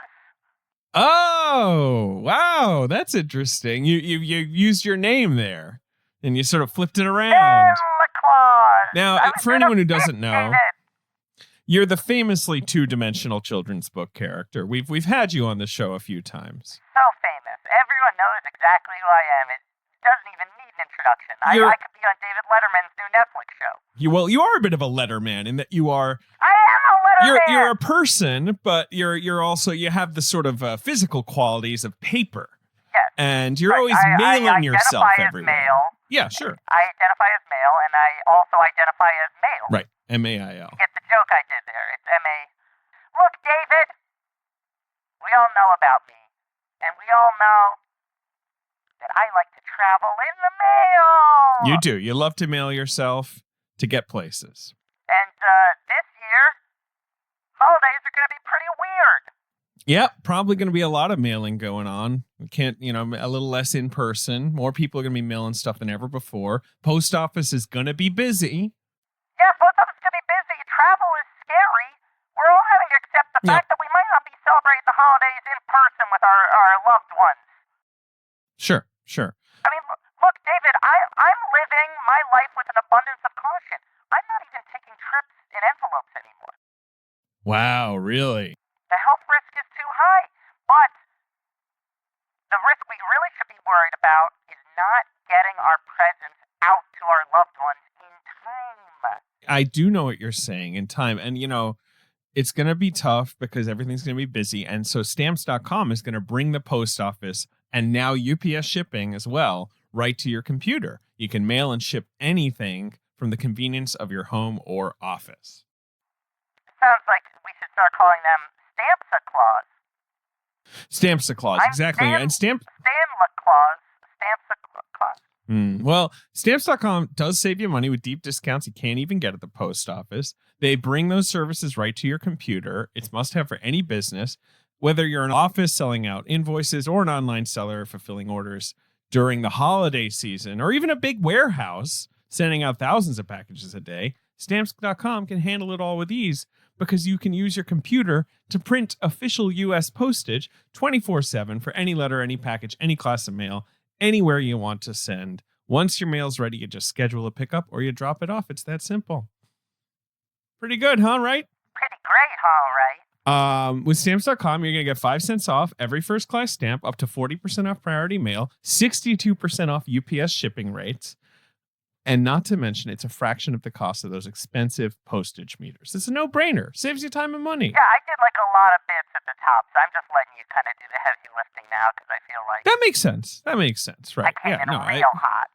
You had a lot. You had a pun, and you had a lot going on, and just to travel. Yeah, all that. You know, look, Stanley, don't spend a minute of your holiday season at the post office this year. Sign up for Stamps.com instead. There's no risk. With our promo code CHECK, you get a special offer that includes a 4-week trial plus free postage and a digital scale. No long-term commitments or contracts. Just go to Stamps.com, click on the microphone at the top of the homepage, and type in CHECK. That's Stamps.com, enter CHECK. Stamps.com, never go to the post office again. Stanley, what a pleasure. Oh no, my oscillating fan is turning in this direction. Bye, David! Uh-oh, see you later. Oh, he's blown away. I want to tell you guys something. In the book, I've been sort of reading about the differences between the movie and the book. S.R. Haddon doesn't get cancer. He goes into space orbit, fakes his death, is cryogenically frozen, and shoots himself into space, being like, whenever the aliens come, they'll wake me up. Like, he's even more bananas in the book, essentially. I just like that. What is there anything else major? I mean, we talked about this. Look, the shot, you can look at it on YouTube. It's great. We've talked about it in other episodes. The mirror shot. Yeah. Oh yeah. But it is a power. I love the use of it. Like her dad is dead. The world is backwards all of a sudden. Like, I think it is the perfect kind of Zemeckis, like, bit of trickery, like where he's sort of like showing off, but it has an emotional purpose. Like, I'll stick up for that shot any day. Yeah, it's also like you need that shot to be flashy in the same way that Jake Busey's face is flashy, because it is this thing that kind of drives the rest of her life in that problem solving, that single-minded, like, I'm gonna figure things out way, where she's forever haunted by the idea of, like, if I had also kept the pills downstairs, would have made it in time. Like, it crystallizes those final seconds of that run to the cabinet of, like, is that the time that she lost that she could have used to save him? Yeah, because the priest outside of her house says it's just kind of God's will, which is the beginning of her going, well, fuck that it. makes no sense to me. I don't like that. That sucks. Yeah. You know, and she responds, which is like, well, actually, science would say if he just had the pills 10, 20 seconds, 2 minutes earlier, he would have survived. So it kind of sets that argument up really, really well. This is from that New York Times piece. Zemeckis said, I was raised a Catholic on the south side of Chicago, and I felt I had to undo a lot of serious damage. But as I was getting older, I began coming off my absolutely young, arrogant, agnostic beliefs. I was thinking more about coming to terms with human spirituality, but without the judgments and indoctrination that come from being in the church. I've tried to come to peace with it, and it's no longer a demon in my life. Like, that's an interesting outlook for a guy making this movie at that moment. Mm-hmm. Right. It's a movie that every time after I finish watching it, I go, you know what? Maybe I should be a little bit more open to the idea of spirituality. Maybe I should be. It's so hard not to give in to the romanticism of it. Like, right. Whenever I do, I give into it in the most abstract way possible. Like, I start just sort of spinning off into, like, different thoughts outside of what is commonly perpetuated. And they'll always come crashing back down to, like, but if that were the case, then why hasn't this happened? Why has this happened? And whatever. Yeah. I'll, like, back it up with, well-earned skepticism. Your cynical self comes out in the end. Yeah. But it is, like, I feel, I don't know, the things Zemeckis is talking about is that, like, sort of, as a child, it's easy to believe, especially if you're raised with it. As you start developing a slightly more adult brain in your teenage years and your 20s, it's very easy to fact-check it. And then I do think there's a point in, like, the later areas of your life where you come back around to it and you're like, I just need fucking comfort now. Like, I've spent so much time being angry and trying to change everything around me. I would rather reinvest in the idea of something taking care of me. I don't see myself getting to that point, but it also, I don't know, it is compelling. And it's like, it's such compelling territory to make a movie about. For all these sort of first contact movies, very few of them deal with that tension, because it is like, if aliens exist, why wouldn't we have heard from them by now? Isn't that as foolhardy as believing that God exists, even though we haven't seen proof of him, outside of potato chips or whatever you want to believe? I believe you're referring to the Fermi paradox. Yes. I'm going to add a little bit of spice to the rest of this recording. I have 16% of battery left. Ooh. And I can't plug it in because the mic is plugged into that. Oh. That's fine. We are almost done, I will say. Yeah. We have an interesting dilemma, guys. I've been looking at it incrementally as we've been going, and I figured 16% is a good time to tell you. I appreciate it. No, that's fun. Can you like lower the brightness on your screen to maybe eke a little bit out? You're all the way down? I can barely see you. Yeah. I was, as it's been going, I've been like, 20% do I see it? But then like you on 20%, we were talking about like really big themes. Yeah. Right. Like really intense personal We gotta themes. keep I was like, all I this. can't interrupt him on that. So, but I thought 16 is probably a good baseline to just kind of interrupt. Well then, okay, so let's speed track. I feel like we've done a good job actually. We've done covering- everything. Yeah. I was literally about to ask you guys, like, are there scenes that we haven't mentioned that you want to like bring up? Because I feel like we have talked about everything. There's just one moment that I really love, which is when McConaughey's on Larry. It's very quick. When McConaughey's on Larry King, and he's saying how technology is isolating us. Actually, like does a lot of good, but at the end, it's kind of making us more alone, feeling emptier, and it kind of cuts to the earth. And as he's kind of pontificating about his own belief and how technology is ruining the world, is actually when aliens are sending their signal and trying to communicate with us. We're just not listening. And and Jodie kind of says, in another scene that kind of echoes that, which is, they've been sending the signal for 26 years. Yeah. Yes. We just haven't received it. We just haven't been listening. We just found never. it. Right. Exactly. Yeah. And I love that element. I love the idea that. Right, because that confirms the purpose of her work. Like, it's not just like, well, we didn't need SETI. Like, they get in touch when they get in touch. No, like, she had to be listening and scanning the sky and like desperately searching for. It gets back to the blind faith element of it, of like, in order to pursue this kind of work and to believe that you are capable of making sort of like groundbreaking discoveries, you have to believe there's something out there that just hasn't been noticed up until this point. Like, that's the Fermi paradox thing. It's not that they haven't tried to contact us, it's that no one's been able to hear it yet. And that requires like a little bit of willful naivete to believe in yourself. Faith. Take it on faith. That's the ironic little twist at the end of the movie, right? It's like Before you run out of battery, and because we have to do the box office game, I just quickly 14%. wanted to do a little corner with you. Because you were pushing very hard for Zemeckis. You and I were DMing back and forth when Zemeckis was starting to gain some steam in March Madness. Humble brag. Yeah, I was fucking DMing with Tintin, baby. And what up? And I said, like, is there one you'd want to do? And you said Death Becomes Her Contact, two of my favorite movies. And we were never going to force you to do one of them, but I was so fascinated because you were in Tintin. You also worked on King Kong, where it has this big motion capture performance in it. You have experience with that stuff firsthand.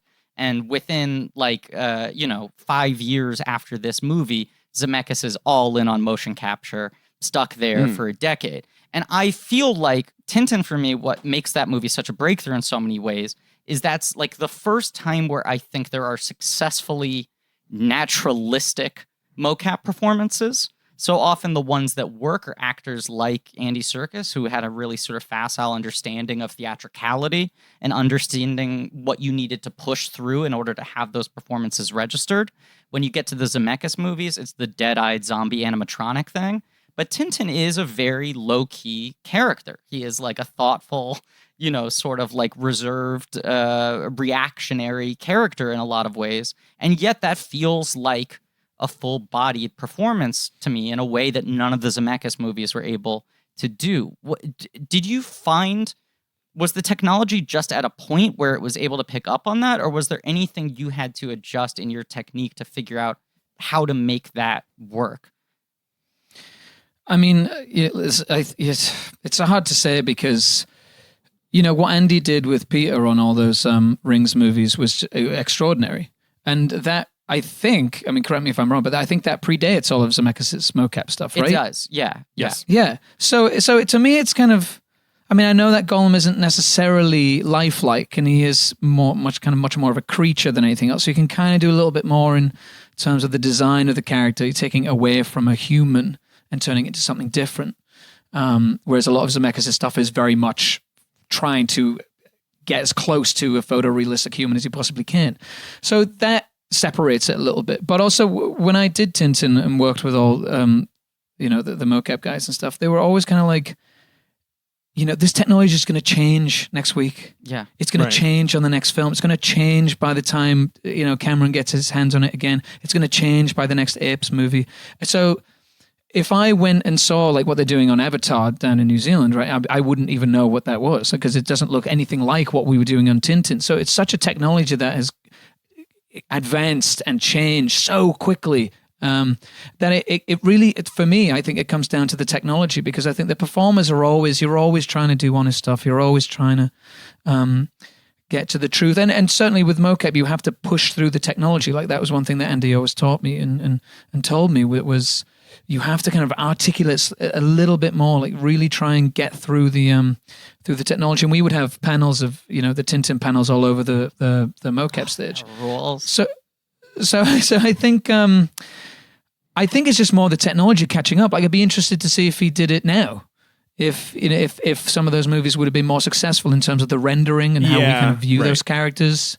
I think maybe that would be different, because there's no question Jim Carrey can push through the technology. Right. That's not a problem of the actor. It must be more of the rendering and the technology that they had at their hands at the time. Fingertips, right? Yeah, exactly. Yeah. Tintin 2, please. Sorry, Tintin 2, I know please. I've asked for Tintin it 2 before. too.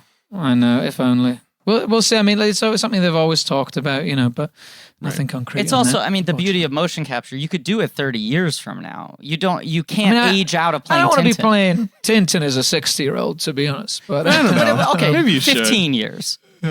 Yeah. I would do it. I mean, it's great. Let's play so the bad. box office game. Box office please. Yes, please.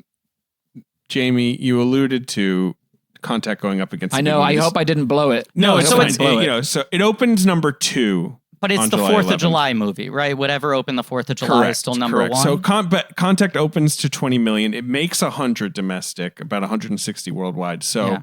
That's like, good. That's big good legs, big Yeah. legs. Yeah. And it holds like a 22% hold next week. But what's number 1, Griffin? Men in 4th Black, of July 97. Men in Black. Big Willie weekend. That's right.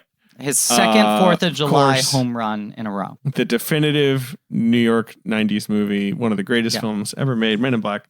Number 3 is a big action movie, 2 stars. Also a great film. I mean, also just a great 90s action movie. I was going to guess Conspiracy Theory, but then No, I don't think you great. would call that a great film. Right. Great movie. 97, great movie. 2 big stars. Great. 2 male and 2 male female stars. 2 male Nope. stars. 97. It's great in, and I action would movie. say this is my new favorite thing. Is a genre I love. Ham war. You got 2 kinds of ham going up against each other. Oh boy. Because it's I Face posit Off? that it's Face Off. It's Face Off. The ultimate Travolta ham and war. Cage.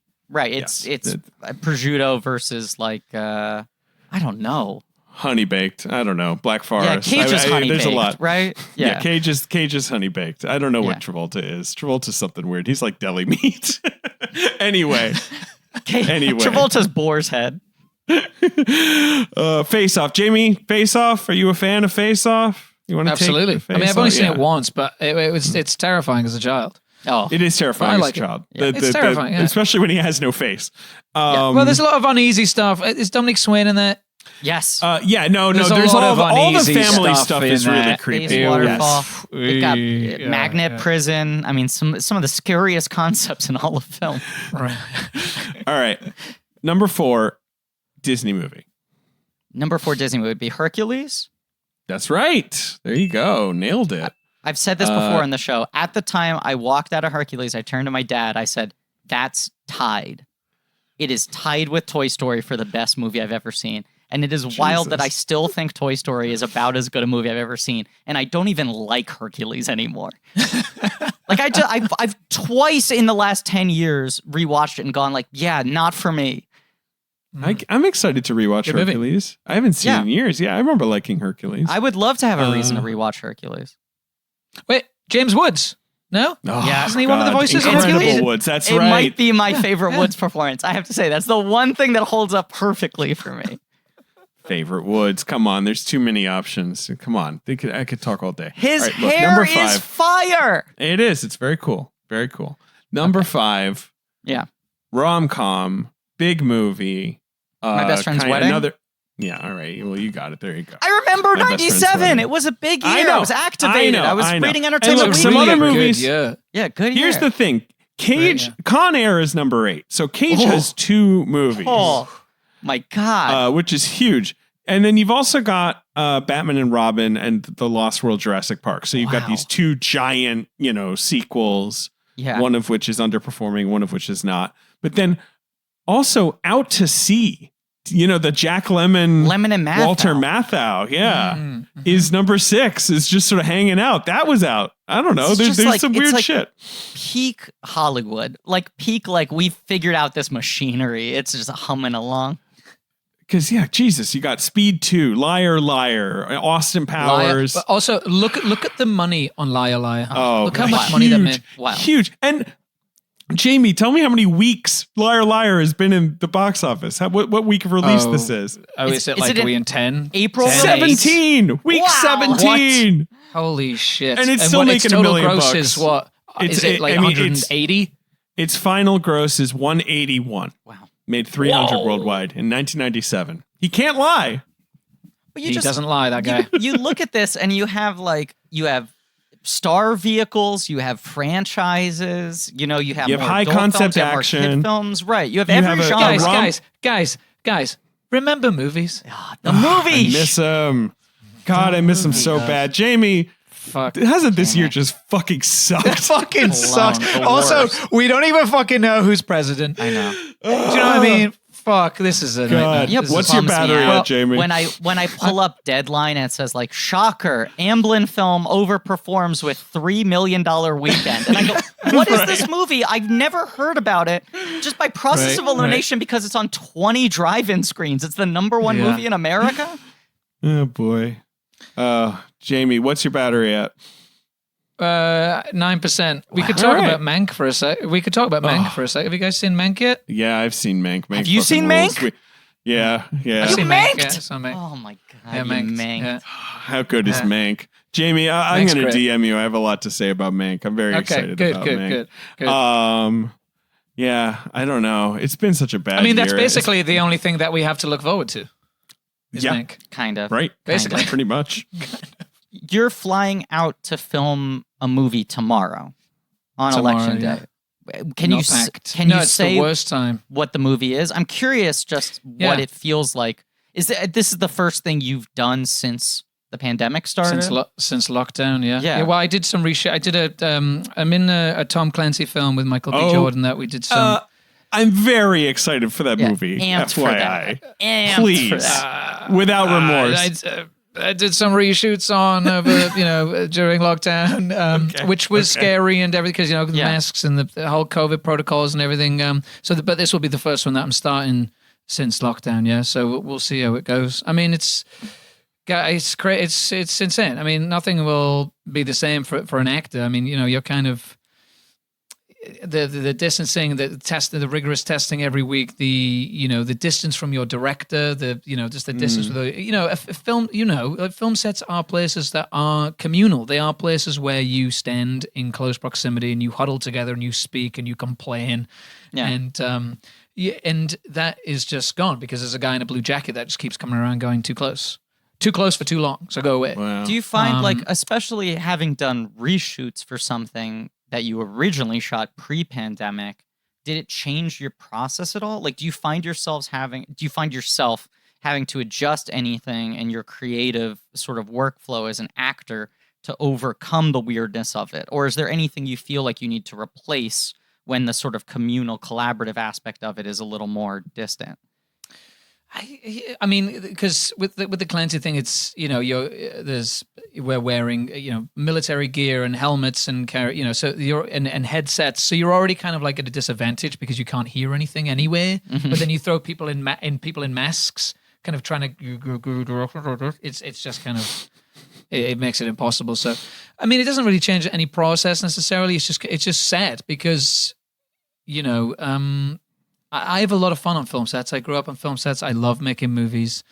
I love the energy of film sets. I love the talent and the craft that people bring every day to their jobs, and having it so compartmentalized where people in zone A can't go in zone B. It creates an atmosphere that it's not the same. And I know that we have to do this for people's safety and everything, and it's the right thing to do, but it's just, it's a process of readjustment, I suppose. There also, Right. I mean, look, there are a ton of reasons to want to work in movies, but for movie nerds like ourselves, ultimately it's like you want to sit next to John Hurt on a park bench while he chain smokes cigarettes and tells you about his entire career. Like that's the best shit about working in movies, especially when you remove the final product from the equation, which you can't really control.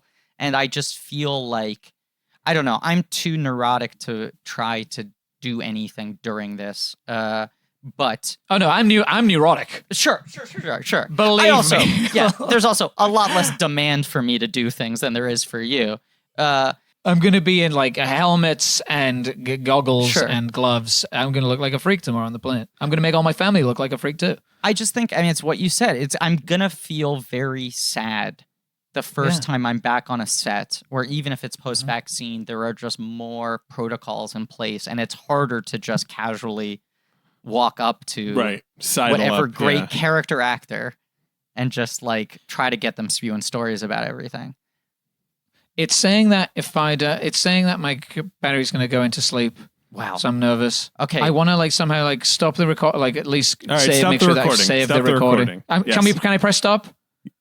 Send your final message. Save your it, final save it. message that will be carried throughout the cosmos before Go you vote. stop. Well, it's pointless. I was going to say go vote, but it's fucking pointless because I've already voted. Goodbye, Jamie. He served us valiantly. It was a great app. I'm so glad we finally got him on. It's been such a long time coming. All right, so guys, are you ready to get started? Oh no. David. What's up? Look at his background. Should Ben, we? are you in a wormhole, Ben? Where's Jamie? Ben, we finished the episode. What? Jamie just left. Ben, What are you talking did- about? It felt like we- just seconds. we recorded It's for late. 2 hours. Oh my Yeah, we did. God. We did about A Gentleman's Two. Maybe just a little That's under. crazy. God, I forgot to tell Jamie that the Yancey Street gang says hello. Damn it. Oh fuck! That would have been so funny. That would have been so Would've been funny. So fucking funny. Anyway, also, Ben, why are you in a dodecahedron? Is that your new studio or your new Oh, it's a recording wormhole. equipment? He's still in the wormhole. Yeah. No, he's inside a dodecahedron. All right, I don't David, know. I don't know what that is. Yeah, define 12 dodecahedron for us. It's a brain. 12-sided structure. Oh boy. Wait a second. This is weird. Yep. I What's up? just got Jamie's audio file in the Dropbox. And we recorded under 2 hours, around 2 hours. Around 2 hours, right. This says his file is 18 hours long. Oh my God. Why is it called Manifesto? Fuck, do we release this? We have Could the to. public handle this? I mean, they seem to have responded to lower fi audio pretty well. I think they're gonna love they static. loved it. They loved it. They're obsessed with that. They love it. Look, I'm so glad that people have been big fans of our two big bits this miniseries. One, leaving in bathroom breaks, and two, me sabotaging my own audio record. They were ambitious. They're big swings. We didn't know if people would like them. The bathroom thing was next level. And I was going to say, credit to us that they're I thought it was going to be a bit when there's just 30-second pause while there's a bathroom break, but then it wasn't addressed. But is that the bit? People were just Hodgman called me and he was like, I'm sorry, I needed to call to discuss this. I listened to it 3 times to try to parse out what the bit was, and then I got it. You guys are the Andy Kaufman of podcasting. I really appreciate it. And I was like, John, we forgot to cut it out. But he came to me and he was like, I see it. I see the artistry of what you did. It took several times. That was a goof. Anyway, we're done. Griffin, please wrap us up. We're done. I hope everyone enjoyed this crispy clean audio. I apologize for the last 2 episodes. There's one more that might be affected, but hopefully not. It's good. Ben says it's good. We've come up with a solution. Great. Okay. Okay, great. So then, apologies for the 2 episodes in which I fucked up and had my input set incorrectly. We were recording. We did like 5 episodes in 6 days. That's the other thing. Yeah, that it was part of, it was a such weird an rush. extreme Yeah. Well, because crunch. Griffin, So there was a rush. We went out, we did our drive-in thing, which is due next month. Yes. Really excited about that on Patreon, where we like kind of just captured a bunch of field audio, right? But I forgot to reset the inputs after that. And it was like we recorded like 4 consecutive nights in a row. I apologize. I'll say this. I guarantee you, however frustrated you felt listening to it, I feel more frustrated about doing it. I assure you.